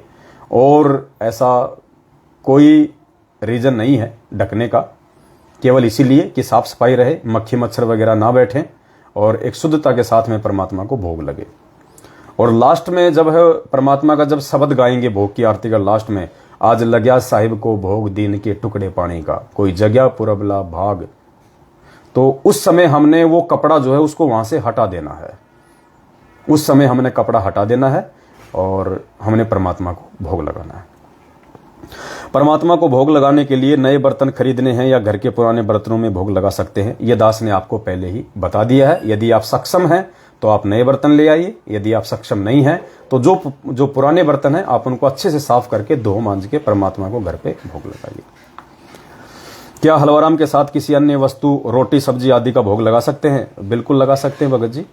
हलवा राम के साथ में आप जी खीर राम बना लीजिए। खीर राम परमेश्वर को बहुत पसंद है, क्योंकि जब भी 3 दिन का समागम होता था आश्रम में तो तीसरे दिन परमात्मा का जो भोग पड़ता था उसमें परमात्मा खीर बनवाते थे। संडे को खीर परमेश्वर को बहुत पसंद है। तो आप, और खीर में पुण्यात्माओं कुछ नहीं डालना, वो शामक वगैरह और ये काजू, किशमिश, बादाम, इलायची, फिलायची, पुण्यात्माओं कुछ नहीं डालना, सिर्फ दूध, चावल और मीठा, बिल्कुल सिंपल जो आश्रम में बनती थी। आप सब्जी राम बनाइए, हलवा राम बनाइए, रोटी राम बनाइए, चाहे पूड़ी राम बनाइए, आप जो मर्जी बनाइए अपने घर में, जो शुद्ध है। बाहर की मिठाई लाके हमने परमात्मा को भोग बिल्कुल नहीं लगानी, ये गलती बिल्कुल मत कर देना। चाहे मार्केट में कितनी अच्छी दुकान क्यों ना हो, कितना शुद्ध देसी घी की क्यों ना बनाता हो, बिल्कुल कोई मिठाई आपने नहीं लानी है। यदि आप अपने घर पे मिठाई से परमात्मा को भोग लगाना चाहते हैं, आपकी इच्छा है, आप सक्षम हैं, आप अपने घर पे बनाइए मिठाई शुद्धता के साथ। कोई भी आप मिठाई बनाइए, केवल भोग के लिए, भंडारे के लिए मिठाई यूज नहीं करना बिल्कुल भी। ये परंपरा बन जाएगी, परमात्मा नाराज होंगे, फिर ध्यान रखना। भंडारे में साग, सब्जी, रोटी, हलवा राम और खीर राम, या जैसे दाल या चावल, केवल परमेश्वर को थोड़ा भोग लगाने के लिए आप अपने घर पे कुछ भी मिठाई वगैरह आप जी जो है वो बना सकते हैं। फिर वो प्रसाद के रूप में आप भक्तों को दे सकते हैं। और जो भंडारा बनेगा स्पेशली ध्यान रखना, देसी घी का ही बनना चाहिए। सब्जी भी, रोटी भी, सब देसी घी की, देसी घी से ही रोटी चुपड़ी होनी चाहिए। नहीं है तो कोई दिक्कत नहीं। सब्जी बना रहे हो तो तेल में सब्जी बनाई हुई, रिफाइंड में सब्जी बनाई हुई, डालडा में सब्जी बनाई हुई, ये पुण्यात्माओं परमात्मा को भोग नहीं लगेगा। सिर्फ देसी घी के भंडारे का ही भोग लगेगा परमात्मा को। हाँ, तेल में बनाई हुई सब्जी आप जी अन्नदेव की आरती कर सकते हैं। जो रोजाना हम अपने घर पे भंडारा बनाते हैं ना, तेल की सब्जी बनाते हैं रिफाइंड की, तो वो सब्जी को हमने परमात्मा को भोग नहीं लगाना, भोग की आरती में नहीं रखना। हम अन्नदेव की आरती कर सकते हैं, जो थाली में रख के करते हैं ना, एक छोटा सा टुकड़ा तोड़ के, आरती अन्नदेव तुम्हारी जैसे काया पले हमारी, ये वाला। तो अन्नदेव की आरती रिफाइंड में बने हुए भोजन के साथ में हम कर सकते हैं। लेकिन देसी घी का भंडारा बनेगा तो ही गुरुदेव को भोग लगेगा। परमात्मा को हमने रिफाइंड का या डालडा का भोग नहीं लगाना। रिफाइंड तो हमने डालडा तो हमने वैसे भी नहीं खाना, किसी भी भाई ने खाना ही नहीं है, परमात्मा का आदेश है। डालडे में ये लोग क्या करते हैं, जानवरों की चर्बी मिक्स कर देते हैं उसके अंदर चिपचिपा बनाने के लिए, उसको चिकना बनाने के लिए, चिकनाई के लिए। तो डालडा तो हमने ना अपने घर पे खाने के लिए यूज करना है, ना बाहर की कोई चीज हमने डालडा में बनी हुई खानी है, बिल्कुल भी। तो आप अगर हलवे राम के साथ में भंडारे का भी भोग लगाना चाहते हैं तो बहुत अच्छी बात है। भंडारा बनाओ परमात्मा का, बढ़िया भंडारा बनाओ, शुद्ध विचारों के साथ, शुद्ध खाने के साथ, शुद्ध सामग्री के साथ, देसी घी का। आप पुण्यात्माओं, आप अपने लिए भले, अगर आपकी स्थिति खराब है, आप अपने लिए भले चाहे वो तेल में सब्जी बना लो, लेकिन परमात्मा के लिए थोड़ी सी सब्जी देसी घी में बनाओ और वो भोग लगाओ मालिक को। भोग लगाने के बाद भोग प्रसाद को भंडारे के साथ मिक्स कर सकते हैं या अलग से भक्तों को देना है। देखो पुण्यात्माओं, कई बार क्या होता है कि भंडारा ज्यादा बन जाता है सात संगति सत्संग में, और हम जो गुरु जी को भोग लगा रहे हैं, भोग लगाने के बाद हम वो सारा भंडारे में मिक्स कर देते हैं। और भंडारा यदि बच गया तो फिर हम क्या करेंगे, उसको क्या करेंगे बताओ? क्या ऑप्शन आपके पास में? अगर आड़ोस पड़ोस में कोई है तो हम उसको देंगे, या फिर हम किसी जानवर को देंगे, या आपको कहीं बाहर, आपको कहीं पे बहते हुए पानी में डालना पड़ेगा, या जमीन में कोई गड्ढा खोद के डालना पड़ेगा। वैसे भंडारा आप जी फेंक नहीं सकते। तो इसलिए दास की विनती है, भोग प्रसाद जो लगाया है आपने गुरु जी को, उसको आप जी अलग रखें, भंडारे को आप जी अलग रखें, क्योंकि वो भी भंडारे में से ही निकाला हुआ है, दोनों एक ही चीज है। लेकिन स्पेशली जो गुरु जी को भोग लग जाता है उसको आप जी भंडारे में बिल्कुल भी मिक्स ना करें, और जो भोग आपने गुरु जी को लगाया है उसको आपस में मिक्स कर लें। हलवे राम को मिक्स ना करें भंडारे के साथ। जो गुरु जी को आप भंडारे का हलवा राम का भोग लगाओगे ना, तो हलवा राम तो सबको आपने थोड़ा थोड़ा वैसे ही देना है। बाकी जो सब्जी रोटी, जो खीर वगैरह जो भी है, उसको आपने मिक्स कर लेना है छोटा छोटा तोड़ के, वो फिर सभी भाई बहनों को आपने थोड़ा थोड़ा प्रसाद के रूप में देना है। और बाकी जो बचा हुआ है वो आपने भंडारा सभी भाई बहनों को जो है वो करवाना है। क्या अन्य खाद्य पदार्थों जैसे सब्जी या मिठाई आदि को भी देसी घी में बनाना है? देखो, गुरुजी को जो भोग लगेगा वो तो सब देसी घी में ही बनेगा, उसमें तो डालडा या तेल या रिफाइंड बिल्कुल भी मिक्स नहीं होगा। जो भगत भाई बहन पढ़े लिखे नहीं है वो भोग की आरती कैसे करें, तो दास ने आपको बता दिया है। ऐसी विशेष परिस्थिति के लिए ही परमात्मा ने वो भोग का वीडियो बनाया है। ऐसी विशेष परिस्थिति में माता बहनें, भाई बुजुर्ग परमात्मा का ऑडियो वीडियो में टीवी में वो 42 मिनट की भोग की आरती लगा लें। लेकिन जो पढ़े लिखे हैं, जो पढ़ना जानते हैं, जिनके पास में भक्ति बोध है, वो भूल के भी गुरुजी का ऑडियो वीडियो ना चलाएं। बिल्कुल भी ये गलती मत कर देना, आपने स्वयं ही करनी है फिर वो आरती। क्या गुरुदेव को लगाया गया भोग प्रसाद घर के अनुपदेशी सदस्यों को भी दे सकते हैं? क्या आसपास के पड़ोसी अनुपदेशी लोगों को भी घर बुलाकर भोग प्रसाद दे सकते हैं? देखिए, भोग की आरती में कोई भी व्यक्ति शामिल हो सकता है, चाहे वो उपदेशी हो चाहे अनुपदेशी हो। हाँ, यदि कोई अनुपदेशी है और उसने यदि कोई गुटखा वगैरह खा रखा है, शराब वगैरह पी हुई है, या मांस वगैरह खा रखा है अभी अभी, तो ऐसी आत्माओं से हाथ जोड़ लेना, उनको भोग की आरती में शामिल नहीं करना। वो दूर बैठ के सुने, वो एक बात अलग है। आपका घर का मेंबर है, घर से बाहर नहीं निकल रहा, इसमें आपको कोई दोष नहीं है। कबीरा तेरी झोपड़ी गलकटियन के पास, जो करेगा सो भरेगा, तू क्यों भया उदयास। लेकिन जानबूझ के आपने ऐसे लोगों को बिल्कुल भी भोग की आरती में नहीं बुलाना है, नहीं बैठाना है। और भोग लगने के बाद में आप उन व्यक्तियों को भंडारा करवा सकते हैं, आप उनको भंडारा करवा सकते हैं। और आप उनको जो परमात्मा का भोग प्रसाद है, वो भोग प्रसाद आप उनको पुण्यात्मा उस समय देना जब उनका नशा उतर जाए, जब वो अपने होश में आ जाए ना, उस समय, चाहे शाम को या अगले दिन, उस समय आप उनको भोग का प्रसाद अपने घर वालों को दे देना, जो शराब पीता है, मांस खाता है, जिसने कोई गुटखा वगैरह जो भी है।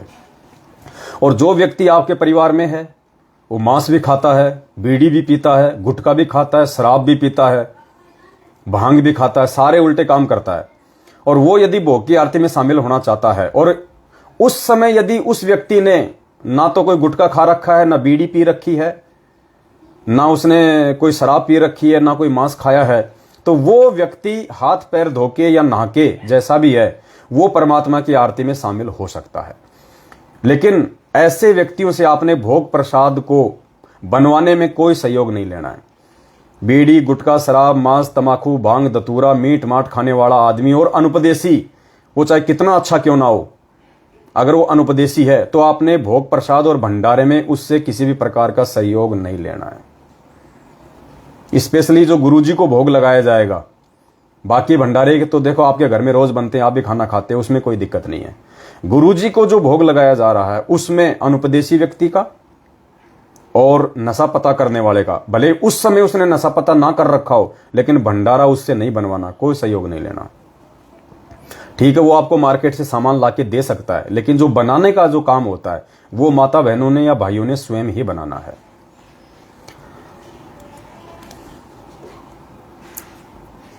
क्या आड़ोसी पाड़ोसी या अनुपदेशी व्यक्तियों को भोग की आरती के लिए घर पे बुला सकते हैं? क्या उनको भंडारा करवा सकते हैं? देखो पुण्यात्माओं, ऐसे बुलाने से किसी भी अनुपदेशी व्यक्ति को भोग लगाने के लिए उनको बुलाना, भंडारा करवाना ये जायज नहीं है, और ना इसका कोई निष्कर्ष निकलेगा। हम कोई पुण्य प्राप्ति के लिए ये काम नहीं कर रहे कि हमें ज्यादा पुण्य मिलेगा, जगत वालों को खिलाएंगे ज्यादा पुण्य मिलेगा, नहीं। अगर पुण्य प्राप्ति के हिसाब से यदि हम साथ संगति करते हैं या भंडारा या भोग लगाते हैं तो हम फेल हो जाएंगे। हमने केवल भगवान को प्रसन्न करना है भोग लगा के, भगवान को, जगत वालों को इस प्रकार से हमने बिल्कुल नहीं बुलाना है। ना गुरु जी का भोग के लिए कि आ जाओ जी हमारे घर पे भोग लग रहा है, भंडारा है, आ जाओ तुम, आ जाओ जी आज भंडारा हमारे घर पे। ऐसे आपने ना तो अपने आड़ोसी को बुलाना है, ना पड़ोसी को बुलाना, ना रिश्तेदार को, ना किसी यार दोस्त को। आपने अकेले ही अपने घर पे गुरु जी का भोग प्रसाद जो है वो लगाना है। यदि कोई पहले से आपके घर पे आया हुआ है, ऑलरेडी आपके घर पे, चाहे आपका रिश्तेदार हो, चाहे आड़ोसी हो, चाहे पड़ोसी हो, चाहे एक आदमी हो, चाहे 100 आदमी हो, ऑलरेडी आपके घर पे बैठे हुए हैं, और उस समय यदि आप गुरु जी को भोग लगा रहे हो, अगर उनमें कोई भोग की आरती में शामिल होना चाहता है तो बहुत अच्छी बात है। नहीं होना चाहता है तो आप गुरु जी को भोग लगा के वहां बैठे हुए व्यक्तियों को बुलाना नहीं है जबरदस्ती बाहर से किसी को। ऑलरेडी जो आपके घर पे है, जो बैठे हुए, उनको आप गुरु जी का भोग प्रसाद जो है वो भी आप उनको दे सकते हैं, और जो भंडारा है वो भी आप उनको जो है वो करवा सकते हैं। उसमें कोई दिक्कत, कोई दोष नहीं है। क्या गुरुदेव को लगाया गया भोग प्रसाद घर के अनुपदेशी सदस्यों को भी दे सकते हैं? क्या आसपास के पड़ोस के अनुपदेशी लोगों को भी घर बुलाकर भोग प्रसाद दे सकते हैं? तो आपको ये बता दिया। क्या आड़ोस पड़ोस के लोगों को घर बुलाकर भंडारा करवा सकते हैं? जबरदस्ती घर पे बुला के भंडारा नहीं करवाना है। हम ये भंडारे कोई पुण्य प्राप्ति के लिए नहीं कर रहे हैं। आज सात संगतियां रखवाना, गुरुजी को भोग लगाना, फिर वहां पे भंडारे करवाना, हमारा मकसद केवल कोई पुण्य प्राप्ति के लिए नहीं है। अगर कोई सत्सेवक भाई बहन ये सोचता है कि मेरे को ज्यादा पुण्य मिलेगा, मेरे घर पे सात संगति भंडारा होगा, उसकी छोटी सोच है। हमारा एक विशेष मकसद है ये भंडारे रखवाने का, सात संगतियां करने का, मतलब संगत को जागृत करना, भाई बहनों को इस बहाने भाई बहनों को सच्चाई से परिचित करवाना, परमात्मा के भक्ति विधान से परिचित करवाना, ताकि उनकी मर्यादा ना टूटे। हमारा एक विशेष मकसद है। अन्यथा गुरुजी के आने के बाद में हम इस प्रकार से कुछ भी नहीं करने वाले। फिर आगे परमेश्वर जो रजा बख्शेंगे, जो आदेश देंगे, उसी हिसाब से हमने काम करना है। क्या आड़ोस पड़ोस के लोगों को अपने घर पर सत्संग सुनने के लिए आमंत्रित कर सकते हैं? बिल्कुल पुण्यात्माओं, आप किसी भी आड़ोसी पड़ोसी को, रिश्तेदारों को, गांव वालों को चाहे रोज आमंत्रित करो अपने घर पे सत्संग के लिए, लेकिन 8 सितंबर को आपने किसी को आमंत्रित नहीं करना है। उस दिन आपने खुद ही अपने घर पे सत्संग सुनना है और गुरुजी को भोग लगाना है। 8 सितंबर के दिन स्पेशली आपने किसी को नहीं बुलाना है। अगर ऐसा होता तो हम सात संगतियां रखवा देते हम जगह जगह। हाँ, आप 9 सितंबर को बुलाओ अपने घर पे उनको, आप 9 सितंबर को बुलाओ, 10 सितंबर को बुलाओ, 7 सितंबर को बुलाओ, सत्संग सुनाओ, आए हुए को भंडारा कराओ, कोई दिक्कत नहीं है। लेकिन 8 सितंबर को केवल हम सब भाई बहनों ने मिलकर ही परमात्मा को घर पे भोग लगाना है। अगर भगत के घर में बहुत ज्यादा विरोध है तो क्या वह दूसरे भगत के घर पर जाकर प्रकट दिवस मना सकता है?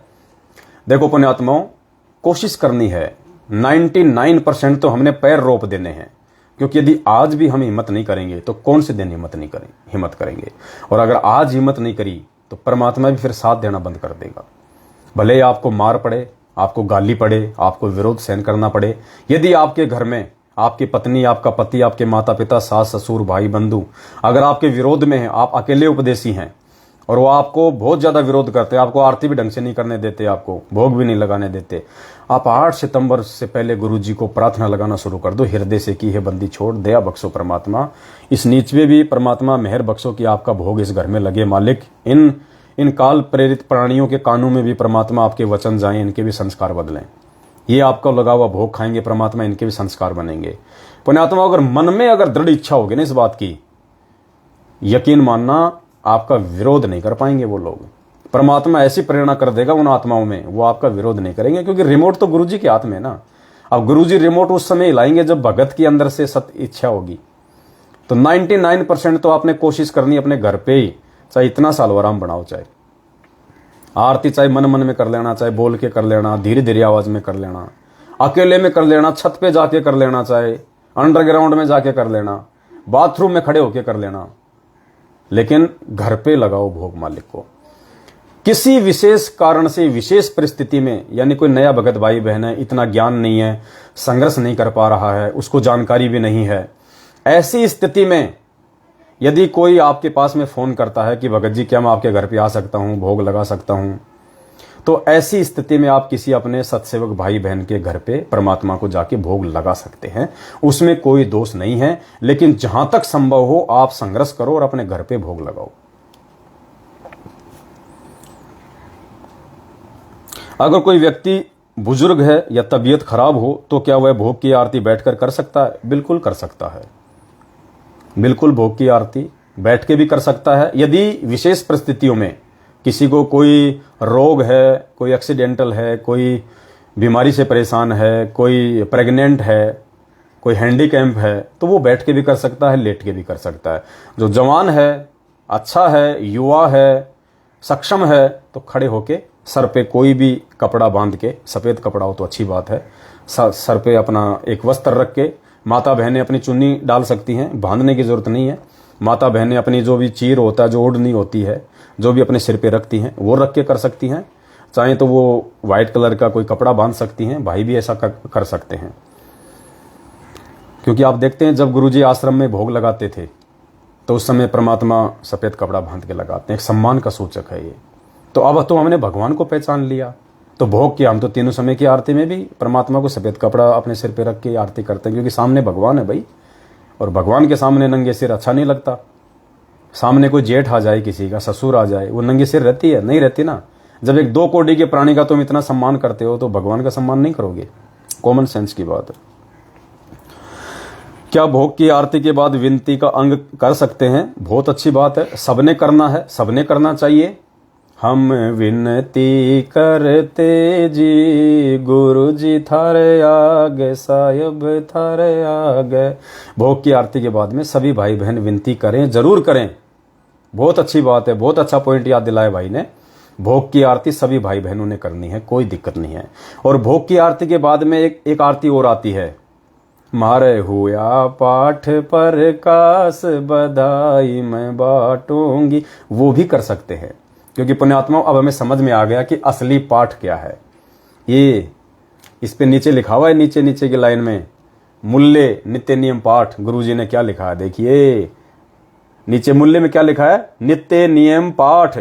हम भक्तों को जब ये पता चल गया कि धरती पे असली भगवान कौन है, तो उसके बाद पुण्यात्माओं हम भक्तों के लिए सबसे बड़ा पाठ ये भक्ति बोध है। तो हम तो इस पाठ को लेके आरती करेंगे, उस पाठ प्रकाश के लिए आरती नहीं कर रहे हम। हमारा पाठ प्रकाश ये है, ये पाठ करने से हमारी आत्मा में जो प्रकाश आएगा, हम तो वो पाठ प्रकाश करेंगे। तो शुरू में थोड़ा सा ध्यान रखना, मैनेजमेंट वालों की पुस्तकों में लिखा हुआ है कि मारे आए गरीबदास, मारे आए स्वामी रामदेवानंद, वो नहीं बोलना हमने केवल 2 ही शब्द बोलने हैं, मारे हुआ पाठ पर कास बधाई मैं बांटूंगी, ये मारे आए साहिब कबीर बधाई मैं बांटूंगी। या तो साहिब कबीर बोल दो, या मारे आए, सतगुरु देव बधाई मैं बांटूंगी। इन दोनों में से एक कोई भी शब्द आप बोल दो, क्योंकि वो कबीर ही सतगुरु है, सतगुरु ही कबीर है। संत रामपाल जी ही कबीर है, राम और कबीर ही संत रामपाल जी है। संत रामपाल जी ही सतगुरु है, सतगुरु ही संत रामपाल जी हैं। इसके अलावा हमने और किसी को नहीं लगाना, क्योंकि हम केवल अपने भगवान को भोग लगाएंगे, किसी दूसरे को नहीं लगाएंगे। यदि हम इस पड़ोस के अनुपदेशी लोगों को भंडारे व सत्संग के लिए आमंत्रित करते हैं, वह भंडारा अगर आवश्यकता से अधिक बन जाता है तो क्या भंडारे को आस पड़ोस में बांट सकते हैं? बिल्कुल पुण्यात्माओं, जो भंडारा यदि, पहली बात तो हमने बहुत सोच समझ के उसी हिसाब से भंडारा तैयार करना है। सच्ची नीयत से करोगे तो परमात्मा भंडारा वेस्टेज होने नहीं देगा। फिर भी यदि भंडारा यदि बच जाता है तो हम पहले गुरु जी को दंडवत प्रणाम करें, गुरु जी से हम आज्ञा लें कि परमेश्वर इस अनमोल प्रसाद को यदि बाहर कहीं रखा जाएगा उससे बेटर है परमेश्वर आपके बच्चों के पेट में जाए, तो परमेश्वर आपको भोग लगा हुआ प्रसाद खाएंगे तो उनकी आत्मा आध्यात्म की ओर जागृत होगी। तो परमेश्वर को दंडवत करके किसी भी गलती की माफी मांग के फिर आप बाहर परमेश्वर का भंडारा ससम्मान किसी पॉलीथीन वगैरह में पैक करके या कहीं भी किसी मंदिर के आगे या किसी रेड लाइट पे जाके आप लोगों को खिला के भी आ सकते हैं।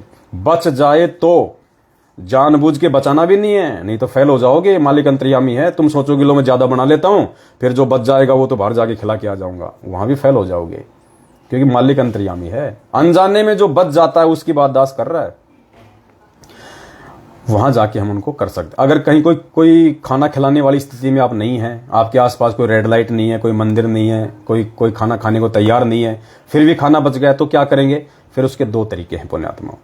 वो खाना या तो हमने बहते हुए पानी में जल प्रवाह कर देना, या हमने जमीन में खड्डा खोद के हमने उसको जो है वो दबा देना है, ठीक है। और किसी भी जानवर को यदि आप खाना खिलाओ तो आपने वहां पे खड़े होके खिलाना है, डाल के नहीं आना। डालोगे फिर उस पर कोई चोट करेगा, कोई उस पर पेशाब करेगा, उस पर कोई अपने पैर रखेगा, अनादर हो जाएगा फिर। इसलिए अगर किसी जानवर को या पक्षी को डालते हो तो वो खाना आपने खड़े होके पूरा खिला के आना है, अन्यथा उसको बहते हुए पानी में जल प्रवाह कर सकते हैं, जमीन में गड्ढा खोद के दबा सकते हैं। अनादर नहीं करना परमेश्वर का। कुछ भक्तों की शंका है कि क्या आटे का हलवा राम बनाने में दूध का उपयोग कर सकते हैं, यानी आटे का हलवा दूध में बनाना है या पानी में? दूध का इस्तेमाल नहीं करना बिल्कुल भी। जो विधि परमेश्वर ने अपनाई है, जो आश्रमों में अपनाई थी, उसी विधि से हमने केवल जलराम, देसी घी, आटा और मीठा, केवल इसी का बनाना है। और कोई वस्तु हमने हलवे राम में छाछ से या दूध से या पनीर से बिल्कुल नहीं बनाना।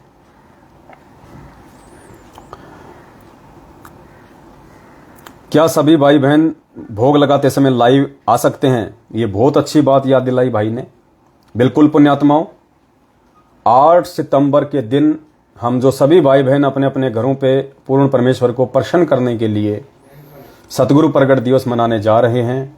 जो भाई जिस भी समय गुरु जी का प्रगट दिवस मनावे, भोग लगावे, सभी से हाथ जोड़ के विनती है, यदि आप फेसबुक चलाना जानते हैं तो सभी भाई बहन लाइव आए, भोग की आरती लाइव चलाओ सभी भाई बहन अपने अपने घर पे। पुण्यात्माओं, हजारों लाखों जब भोग की आरती लाइव चलेगी, और एक चीज और ध्यान रखना, जब आप गुरुजी को भोग लगाओ, आप भोग की आरती आप करो, तो एक व्यक्ति के हाथ में आप मोबाइल देके खड़ा कर देना।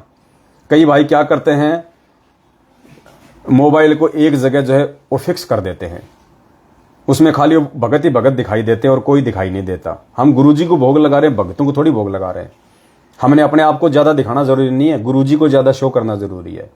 तो जब आप भोग लगावें, परिवार के किसी भी समझदार व्यक्ति को लाइव अपनी फेसबुक आईडी से लाइव चला के मोबाइल उसके हाथ में दे दे।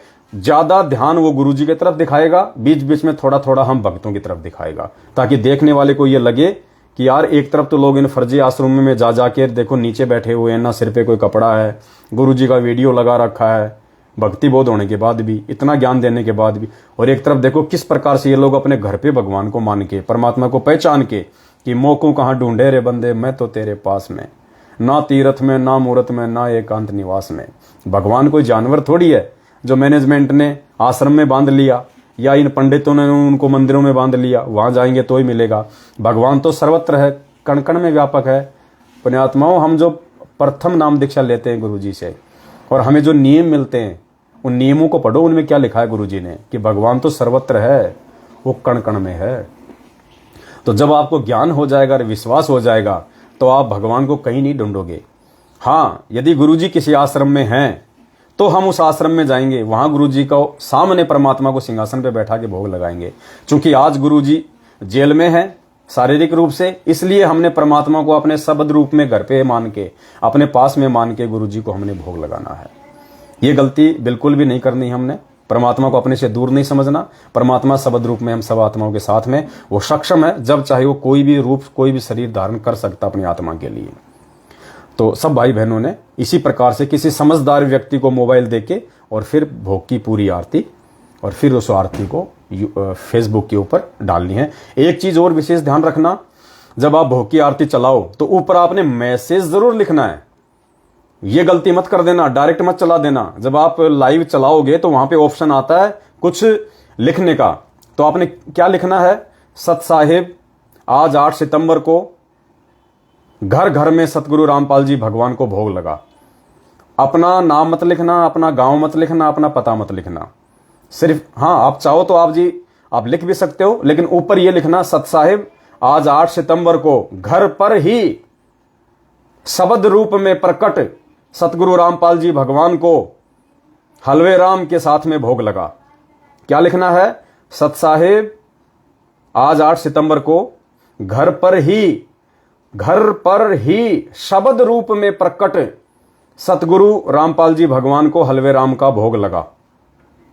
और नीचे फिर आप अपना नाम गांव पता भी डाल सकते हैं, अपना मोबाइल नंबर भी डाल दो, कोई दिक्कत नहीं है। तो ये आपने विशेष तौर से ध्यान रखना है, क्योंकि पुण्यात्माओं ये परमात्मा है, धरती पे प्रकट है, और ये शब्द रूप में अपने प्रत्येक उस आत्मा के पास में, उस आत्मा के साथ में 24 घंटे हर क्षण हर पल प्रकट रहता है। जो आत्मा मर्यादा में रह के गुरु को शब्द रूप में मान लेती है, गुरु को परमात्मा मान लेती है, अंतर्यामी मान लेती है, हाड़ मांस से दूर मान लेती है। क्योंकि पुण्यात्माओं फोटो हम केवल इसलिए सामने रखते हैं कि फोटो को देखेंगे तो गुरुजी की याद आएगी, वरना फोटो का और कोई महत्व नहीं है। हमारे हृदय में परमात्मा है, उस परमात्मा की फोटो हमने हृदय में सेट करनी है। शब्द रूप में परमात्मा को अपने साथ में समझना है। और गुरुजी ने तो स्पष्ट कह रखा है सत्संगों में कि जो इस शरीर को सतगुरु कहता है, गुरुजी अपनी तरफ इशारा करके यूं पकड़ के कि जो मुझ इस रामपाल दास की इस बॉडी को, इस शरीर को जो सतगुरु समझ रहा है, तो शरीर क्या मतलब, ये पहचान भी आ गई, ये चेहरा भी आ गया, फोटो भी आ गई कि वो तो बालक है, अभी बालक है, वो तो अभी बालक है, उसको ज्ञान नहीं है। जो फोटो को ही गुरुजी मान रहा है, इस शकल और सूरत को ही जो गुरुजी मान रहा है, इस शकल और सूरत के अंदर एक और शकल सूरत है, एक और पावर है, वो एक और जो है वो शब्द है, जो कोई भी रूप बना सकता है, कोई भी शकल बना सकता है। हमने वो शब्द रूप को पकड़ना है। शब्द यानी गुरुजी का वचन, गुरुजी का आदेश, वो है हमारा असली गुरु भाई। जो गुरु वचन पे डट गए कट गए फंद 84 के। तो जो व्यक्ति केवल अभी एक फोटो को ही, सतगुरु रामपाल जी भगवान की फोटो को ही यदि वो गुरुजी मान रहे हैं, तो परमात्मा कहते हैं वो नादान है, अभी बालक है, उनको ज्ञान नहीं, अभी समय लगेगा समझने में। इसका मतलब ये भी नहीं कि हम गुरुजी की फोटो रखना छोड़ दें या गुरुजी की फोटो के आगे आरती करना, भोग लगाना छोड़ दें, नहीं, ये तो आजीवन करना है। लेकिन फोटो में गुरुजी नहीं समझना। अगर कोई गुरुजी की फोटो को गाली दे रहा है और हमारे मन में अगर कोई गुस्सा या क्रोध आ रहा है, पुण्यात्माओं हम कमजोर हैं, अभी हम बच्चे हैं फिर अध्यात्म में। आपने परमात्मा को फोटो में समझ रखा है, शब्द रूप में नहीं समझ रखा। अरे गाली लगती है 5 तत्व के इंसान को, चोट लगती है 5 तत्व के इंसान को, गुस्सा आता है 5 तत्व के इंसान को। जो शब्द है, आपने यदि गुरुजी को आपने शब्द रूप में मान लिया, तो शब्द को कौन गाली दे देगा? शब्द को कहां से गाली लगेगी? शब्द को कौन चोट मार देगा? तो इसलिए परमात्मा कहते हैं कि जो व्यक्ति इस बॉडी को ही सतगुरु मान रहा है, मुझ रामपाल को, कहते हैं वो तो अभी बालक है, बालक है। सुनिए परमेश्वर का ये अनमोल सत्संग। इसके बारे में गरीबदास जी कहते हैं, देही को सतगुरु कहे, ये सब धुंधर ज्ञाने, चार दाग आता नहीं वाको सतगुरु जाने। इस शरीर की इस बॉडी को सतगुरु जो मान रहे हैं वो तो अभी बालक है। इसके अंदर जो और शरीर युक्त वो सतगुरु है। वो मरता नहीं कभी। चार प्रकार के दाग हैं। अंतिम संस्कार 4 प्रकार से किया जा रहा अपने यहाँ पर। एक तो दफना देते हैं, मिट्टी में गाड़ देते हैं ईसाई और मुसलमान भाई, और हिंदू और सिख संस्कार कर देते हैं। कुछ ऐसे हैं जो जल प्रवाह कर देते हैं, उसको मच्छी कीड़े मकोड़े खाकर उसके शरीर को दबा देंगे। और कुछ क्या करते हैं, एक मचान बना देते हैं ऊंचा, उस शव को उस पर डाल देते हैं, पशु पक्षी ऊपर के पक्षी आदि खा लेते हैं। तो 4 प्रकार से अंतिम संस्कार यानी दाग दिया जाता है। तो परमात्मा कहते हैं, गरीबदास साहब जी कहते हैं, इस देही को सतगुरु कहे, ये सब धुंधर ज्ञान और 4 दाग आता नहीं वाको सतगुरु जान। तो यहाँ क्या बता रहे हैं कि परमात्मा जब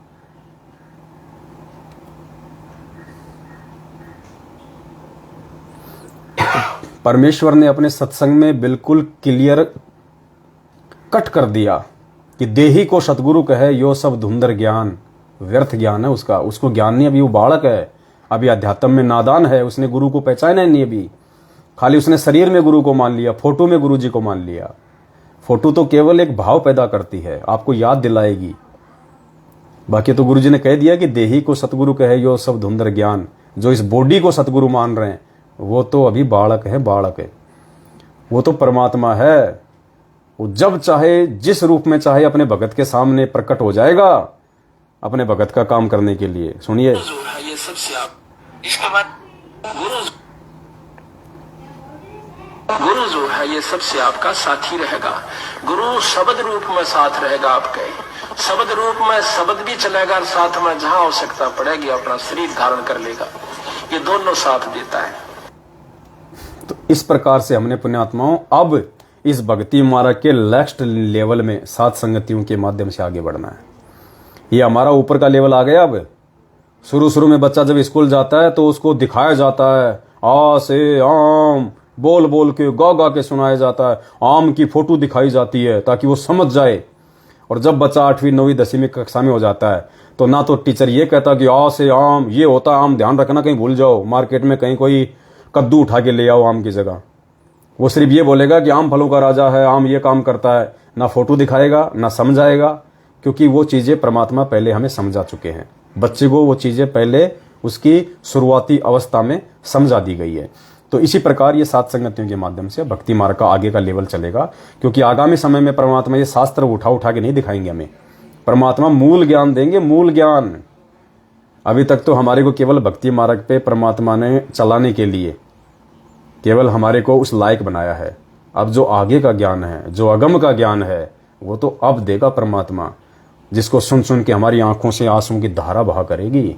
रजाई में मुंह दे दे के रोया करेंगे हम। गुरुजी ने एक सत्संग में कहा था कि बच्चों, एक समय ऐसा आएगा जब तुम सतगुरु की पहचान कर लोगे, क्योंकि सतगुरु की पहचान किए बिना पुण्यात्मा वो ज्ञान हमारे हृदय में नहीं समा सकता। हम उसको सत नहीं मान सकते, और गुरु के वचन में अविश्वास कर लिया तो हम फेल हो जाएंगे। तो गुरुदेव ने कहा था कि बच्चों, जब तुम्हें पहले सतगुरु की पहचान हो जाएगी और सतगुरु के द्वारा लिखे गए शब्दों पे जब तुम पूर्णतया इन शास्त्रों से भी ज्यादा विश्वास करने लग जाओगे, फिर एक समय ऐसा आएगा। गुरुदेव ने कहा कि मैं केवल तुम्हें ये कहानी सुनाया करूंगा, ये कथा सुनाया करूंगा, ये शब्द गाया करूंगा, ये ब्रह्मा विष्णु इसके माता पिता दादा चाचा बुआ नहीं दिखाऊंगा, आंखें खराब नहीं करूंगा। केवल तुम्हें परमेश्वर की वो प्यारी प्यारी वाणियां, वो शब्द, वो आगे की बातें। और गुरु जी के मुख कमल से जब वाणियां सुनेंगे तो परमेश्वर की तो वाणी पुण्यात्मा, आपको पता है, सतगुरु 3 लोक से प्यारा, सतगुरु परम पदार्थ पूरा। पुण्यात्मा, हरियाणी भाषा सबसे ज्यादा गंदी भाषा है, सबसे ज्यादा अक्खड़ भाषा है, खड़ी चोट मारने वाली भाषा है हरियाणवी भाषा। और पुण्यात्मा, हमारे भगवान उसी भाषा में जब सत्संग करते हैं हमारी आंखों से आंसू गिरते हैं। आंसू क्यों? क्योंकि वो परमात्मा है, जीव नहीं है। तो परमेश्वर ने कहा कि उस समय तुम्हारी आंखों से आंसुओं की धारा बहा करेगी। तो पुण्यात्माओं, उस लेवल पे परमात्मा अब हमें लेके जाना चाहते हैं, अपनी शब्द रूप में पहचान करवा के, ताकि हम परमेश्वर के उस ज्ञान को अपने इस 2 कौड़ी के भेजे में समाने के लायक बने। और क्या सतगुरु प्रगट दिवस मनाना जरूरी है? यदि कोई सतगुरु प्रगट दिवस नहीं मनाएगा, गुरु जी को भोग नहीं लगाएगा, तो क्या वो सतलोक नहीं जाएगा? देखो पुण्यात्माओं, ये भी एक बहुत बड़ा भेद है। आप ना लगाओ कोई बात नहीं, आप लगाओ बहुत अच्छी बात है, लेकिन ये परमात्मा ने एक प्रोसीजर अपने सत्सेवक बच्चों के माध्यम से, साध संगतियों के माध्यम से क्यों शुरू करवाई है?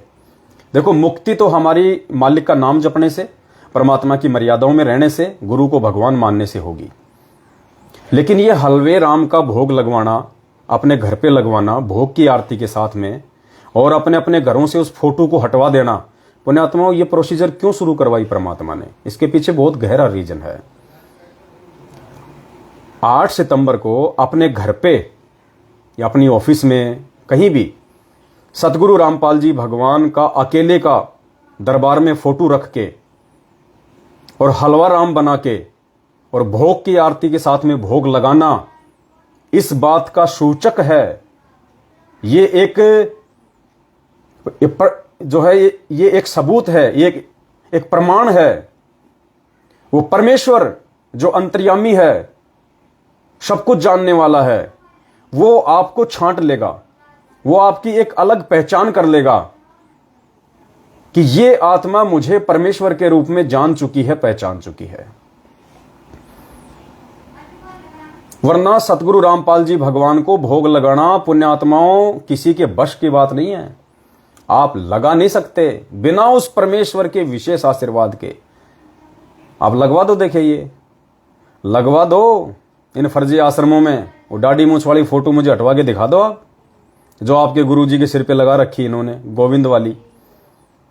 लगवा दो इनसे अपने घर में गुरुजी को हलवा राम का भोग, मनवा दो आप इनसे सतगुरु प्रगट दिवस। नहीं मनाएंगे, मर जाएंगे, ये नहीं मनाएंगे। क्यों नहीं मनाएंगे? क्योंकि अभी उनका लेवल बहुत नीचे का है, जो कभी नाम दीक्षा लेते समय आप और हमारा हुआ करता था। अभी वो लोग भक्ति मार्ग के बहुत नीचे वाले पायदान पे हैं और नीचे ही जाते जा रहे हैं। वो ऊपर नहीं खिसक रहे, उनको खिसकने नहीं दिया जा रहा मैनेजमेंट के द्वारा, काल के द्वारा, मर्यादा तोड़वाने के चलते। और आपको भगवान ने पीएचडी के पास लाके बैठा दिया। पीएचडी, शुक्र मनाओ अपना, गुरुजी का शुक्रिया अदा करा करो कि गुरुजी आपने कैसे साथ संगति से जोड़ दिया इस नीच को। परमात्मा इतनी बड़ी मेहर कैसे कर दी आपने, जहां लाखों की संगत गुरु को मानुष मान के धक्के खा रही है। तो 8 सितंबर को गुरुजी को भोग लगाना, उनका प्रगट दिवस मनाना, इस बात का सूचक है कि आपने अपने गुरु को शब्द रूप में मान लिया, पहचान लिया, आपने उनको भगवान मान लिया, अंतर्यामी मान लिया। और अब आप वो कोई भी भक्ति विरुद्ध कुकर्म नहीं कर सकते जिसके चलते आपकी भक्ति बिगड़े, आपका गुरुजी आपसे नाराज हो। तो ये आपकी छटनी हो जाएगी लाखों की संगत में से कि मेरी कितनी आत्माएं हैं। क्योंकि मालिक कहते ना कि गोता मारूं स्वर्ग में जा बैठूं पाताल, गरीब दास ढूंढता फिरूं अपने हीरे मोती लाल। हीरे मोती लाल का ही नाम क्यों लिया परमात्मा ने? लोहा भी है, कोडी भी है, पैसा भी है, कबाड़ भी है, मिट्टी भी है, पत्थर भी है, कंकड़ भी है, सब कुछ है। हीरे मोती लाल यानी विशेष आत्मा, क्योंकि ये विशेष रत्न है। हीरे मोती लाल जो है सबसे महंगे हैं, ये विशेष रत्न है। बाकी तो पत्थर की भी कीमत है। आप मकान बनाओगे तो आपको कोई फ्री में थोड़ी देगा पत्थर, वो भी आपको 2-4 हजार रुपए की एक ट्रॉली मिलेगी, उनकी भी कीमत है। लेकिन उन सबसे ज्यादा कीमत किसकी है? हीरे मोती लाल की। ये विशेष रत्न है। तो परमेश्वर अपनी विशेष आत्माओं के लिए ही यहां पे सारा खेल खेलता है, ये लीला करता है परमात्मा। तो उन विशेष आत्माओं की छटनी हो जाएगी कि हीरे मोती लाल कौन है मेरे। क्योंकि परमात्मा कहते हैं गुरु और गोविंद दो ही कर जानी। परमेश्वर की वाणी है कि गुरु और गोविंद, कि गुरु अलग होता है और गोविंद अलग होता है। संत रामपाल जी अलग है, दाढ़ी मूंछ वाला जो कबीर है वो असली भगवान है, वो अलग है। तो परमेश्वर कहते हैं गुरु और गोविंद दो ही कर जानी, उसके घट में काल समानी। उसके घट में काल भगवान समाया रहेगा। गुरु गोविंद दो नहीं भाई, और जो दो समझेगा वो नरक में जाई, दोजक में जाई। ये परमेश्वर की वाणियां हैं। और मालिक कहते हैं गुरु पढ़तर कोई और न आना, गुरु सेवय कोई चतुर सयाना। क्या कहते हैं परमात्मा? गुरु सेवय कोई चतुर सयाना। सबके लिए नहीं कहा परमात्मा ने कि गुरु की भक्ति सभी कर लेंगे, गुरु की पूजा सभी कर लेंगे। गुरु सेवय, सेवय यानी पूजा करना, भक्ति करना गुरु की। गुरु सेवय कोई चतुर सयाना। चतुर सयाना यानी जिसके हृदय में तत्व ज्ञान समा गया है, जिसको काल ठग नहीं सकता। तो गुरु सेवय कोई चतुर सयाना। और गुरु पठतर, पठतर यानी समान, पैरालल, उसके बराबर, गुरु के बराबर, गुरु पटतर, गुरु सेवय कोई चतुर सयाना, गुरु पटतर कोई और न आना, गुरु के समान और दूसरा नहीं आ सकता कोई। इसलिए कहते हैं सात दीप नौ खंड में गुरु से बड़ा ना कोई, करता करे ना कर सके। तेरा वो कबीर जिसको तू भगवान मान रहा अनजाने में, वो भी वो नहीं कर पाएगा जो गुरु करे सो होई। और कहते हैं हरि सेवा युग 4 है और गुरु सेवा पल एक। एक पल क्या होता है? ऐसे आंख झपकना एक पल हो गया। ये जो पलके है ना, एक बार जो झपकती इसको कहते हैं एक पल। तो कहते हैं उस कबीर की, या जिसको तू भगवान मान रहा अनजाने में, ब्रह्मा विष्णु महेश को या देवी को, माता को, कहते हैं उसकी तू चाहे तू 4 युग 40,20,000 वर्ष का होता है 4 युग, उसकी तू इतने समय तक सेवा कर ले, भक्ति कर ले, भोग लगा ले। और अपने गुरु को भगवान मान के यदि तूने एक पल भी यदि उनकी भक्ति कर ली, उनके मंत्रों का जाप कर लिया, तो कहते हैं इतना अंतर है। इसलिए परमात्मा कहते हैं गुरुपद सेव बिरला कोई। हर किसी के लिए नहीं कहा परमात्मा ने, गुरु की पूजा हर कोई नहीं कर सकता। अकेले गुरु को भगवान मान के पूजना हर किसी के बस में नहीं है। ये तो युगों युगांतरों के बाद पुण्यात्माओं पता नहीं कैसे भगवान ने मेहर बख्श दिया आप और हम पे। परमात्मा पुण्यात्माओं ये ज्ञान तो ब्रह्मा विष्णु महेश की समझ में नहीं आया जब परमात्मा ज्ञानी रूप में उनके पास गए थे, उनको भी समझ में नहीं आया ये ज्ञान। और हम जैसे 2 कोटि के जीवों को भगवान ने ज्ञान समझा दिया, तो हमने अपनी औकात से भी नहीं समझा, भगवान ने समझाया। अब भगवान ने औरों को क्यों नहीं समझाया? अपनी संगत में औरों को क्यों नहीं समझाया? हम साथ संगत वालों को क्यों समझाया? क्योंकि आप हीरे मोतीलाल हैं, अब की बार लेके जाना, भगवान ने छोड़ के नहीं जाना। इसलिए गुरुजी कहते हैं भक्ति चाहे कम कर लेना, थोड़ी हो जाए कोई दिक्कत नहीं है, लेकिन मर्यादा, चाहे गर्दन कटानी पड़ जाए लेकिन मर्यादा नहीं तोड़नी गुरुजी की। चाहे औरत घर से भगे तो भागने दे, उसको बोल तू कल जा रही, अभी निकल फटाफट, कोई दिक्कत नहीं मुझे, प्यार से, प्रेम से, लड़ाई झगड़े से नहीं, अभी निकल जा, कल की निकलती अभी निकल। अगर आपकी पत्नी नहीं मानती है तो बोल दो भाई कल की निकलती अभी निकल। माँ बाप नहीं मान रहे तो माँ बाप को घर से नहीं निकालना कि तू कल का निकलता अभी निकल, नहीं, आपने उस घर से निकल जाना है। पहले तो संघर्ष करो उस घर में भक्ति करने की, फिर भी नहीं बन पाती है, छोड़ दो उस घर को। पुण्यात्माओं लाखों काम धंधे दुनिया में, आजकल 10-15 हजार तो कहीं भी मिल जाते हैं, 2-3 हजार का एक छोटा सा रूम मिल जाएगा, बढ़िया खाओ और बढ़िया कमाओ और माल्य की बढ़िया से अपनी जो है वो भक्ति करो। तो चाहे गर्दन कट जाए लेकिन मर्यादा नहीं तोड़नी पुण्यात्माओं। अगर मर्यादा तोड़ दी तो पुण्यात्मा चाहे कितने अलवेराम के भोग लगा लेना, कितना गुरु जी को परमात्मा मान लेना, परमात्मा निर्मोही है। परम शक्ति संगीतम रिद्धि सिद्धि दाता सोही, अविगत गुण है अतीतम सत्य पुरुष निर्मोही। ये किसी का सगा नहीं है, फिर ये किसी का सगा नहीं है, चाहे कितने आंसू बहा लेना उसके बाद में। तो इस प्रकार से पुण्यात्माओं हमने भक्ति मार्ग में अब आगे बढ़ना है, आगे हमने चलना है, और इस प्रकार से हमने परमात्मा को भोग लगाना है, वरना भोग लगाना कोई आवश्यक नहीं है। लेकिन परमात्मा आज वर्तमान में चेक करेगा कि कितने हैं मेरे जो मुझे पहचान पाए हैं, क्योंकि भोग तो भगवान को लगता है ना, भोग तो भगवान को लगता है। तो पहले कोई भगवान पहचानेगा तभी तो भोग लगाएगा। पुण्यात्मा 1994 से जब से गुरुजी ने भक्ति बोध पुस्तकें छपवाई थी, उसी समय से गुरुजी ने भोग की आरती लिखी हुई है। क्या 27 साल से किसी ने भोग की आरती की अपने घर पे? वो भगवान ही कर रहा था आश्रम में, दाढ़ी मूछ वाली फोटो को सामने रख के। क्यों? मजबूरी थी। जो अपने गुरुजी को भगवान नहीं मानेगा तो भगवान तो भक्ति करवाने के लिए किसी और को भगवान मान के भोग लगाएगा। गुरुजी ने देखा कि ये गधे इतना ज्ञान लेने के बाद मुझे भगवान नहीं मान रहे, तो मैं तो कम से कम किसी और को भगवान मान के कम से कम इनकी भक्ति तो बनवाऊं।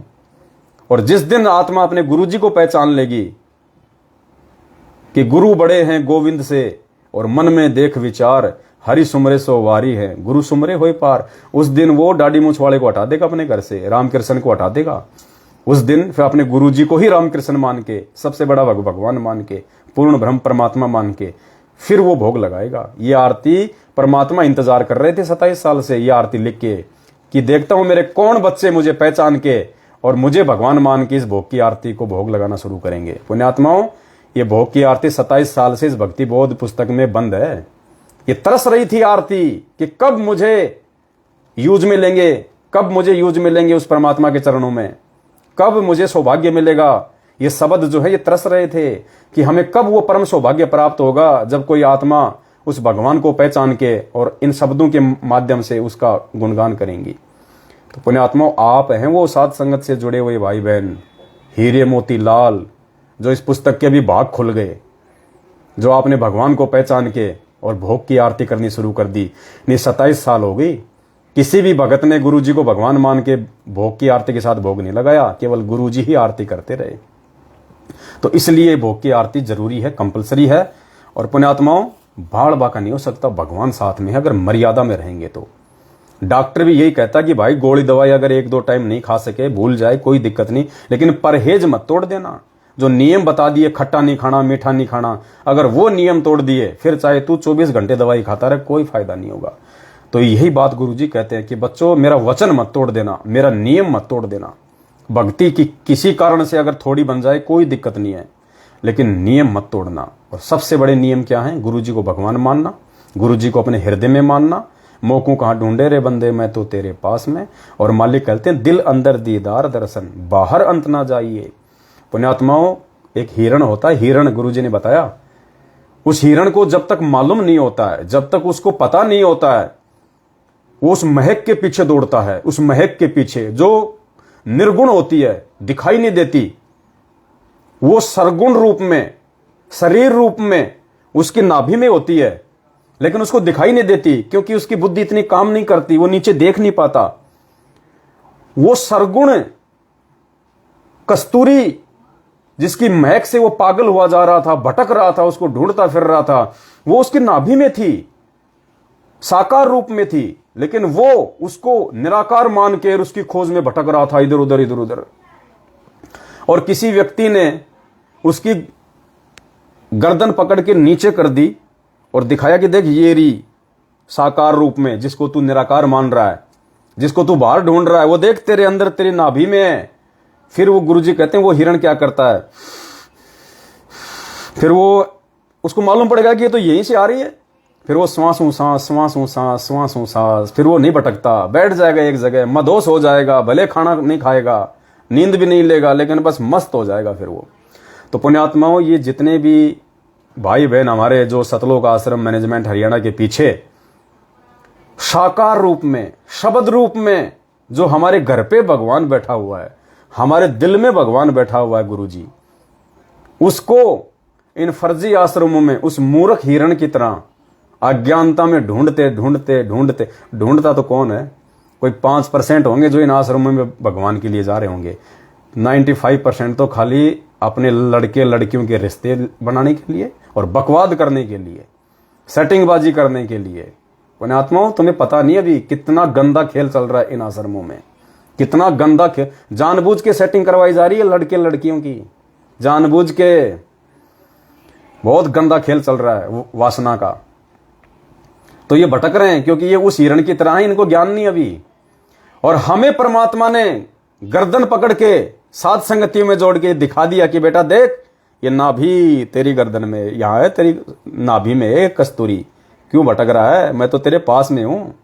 मोकू कहां ढूंढे रे बंदे, मैं तो तेरे पास में, और खोजी होए तुरंत मिल जाऊं, एक पल ही की तलाश में। तो परमेश्वर ने सात संगति से जोड़ के भाई और बहनों हमें वो कस्तूरी और उसकी महक दोनों से परिचित करा दिया कि बेटा मैं शब्द रूप में तेरे साथ में हूं। मुझे ढूंढने के लिए अगर तू बाहर भटक रहा है तो तेरे में और उन जगत वालों में जो बद्रीनाथ, केदारनाथ, तिरुपति धक्के खाते हैं, कावड़ लेके आते हैं, घूमते हैं, नंगे पैर जाते हैं, तेरे में और उनमें फिर कोई फर्क नहीं है। तो पुण्यात्माओं, ये आप और हमारा परम सौभाग्य है कि परमेश्वर ने हमें अपनी पहचान करवा दी और हम उनको पहचान गए। ये भी गुरुदेव का विशेष आशीर्वाद उसी से संभव है। वरना पुण्यात्माओं, हम तो यहाँ पे अगर कोई नकली असली कोई मिठाई ला के रख दे, हम तो उसको खा जाते हैं, वही नहीं पता चलता है डालडा में एक देसी घी में। भगवान को क्या पहचानेंगे? तो भगवान स्वयं अपनी पहचान करवाता है। इसलिए भगवान, गुरु भगवान का ही गुणगान करना चाहिए, गुरु भगवान को ही बारंबार धन्यवाद देना चाहिए। और परमेश्वर दया करें, सभी भाई बहन 8 सितंबर को अपने अपने घरों में प्यार प्रेम के साथ में, कोई घर वाला कुछ कह दे तो सुन लेना पुण्यात्माओं, थप्पड़ मारे तो खा लेना, मन में भी उसके प्रति कोई क्रोध, कोई गुस्सा लेके नहीं आना। फिर देखना कैसे भगवान उन आत्माओं को चेंज करता है, रिमोट मालिक के हाथ में है। तो बस आज के लाइव वीडियो में केवल इतना ही, और फिर 8 सितंबर के बाद में परमात्मा दया करेंगे, हम लाइव आएंगे, भाई बहनों को संगत जागृति अभियान के तहत सूचनाएं देते रहेंगे, जानकारी देते रहेंगे, ताकि हम गलतियां ना करें और भगवान के आने तक हम लोग दृढ़ बने रहें। बाद में तो दृढ़ हो ही जाएंगे, उनके आने तक ही चिंता है, बाकी की कोई टेंशन नहीं है। तो जाते जाते सभी भाई बहन वीडियो को एक बार फिर से ज़्यादा से ज़्यादा शेयर कर दें, और दास से कोई गलती हुई है तो मैं अपने सभी भाई बहनों से क्षमा याचना मांगूंगा। कान पकड़ के अपना छोटा भाई समझ के, नादान समझ के माफ करना, और पूज्य गुरुदेव भगवान से प्रार्थना करूंगा परमेश्वर भाई बहनों को समझाने में मनसा वाचक कर्मना कोई त्रुटि हो, दास आपको कोटि कोटि दंडवत क्षमा याचना करता है। भक्त साहिब बंदी छोड़ सतगुरु रामपाल जी भगवान की जय हो।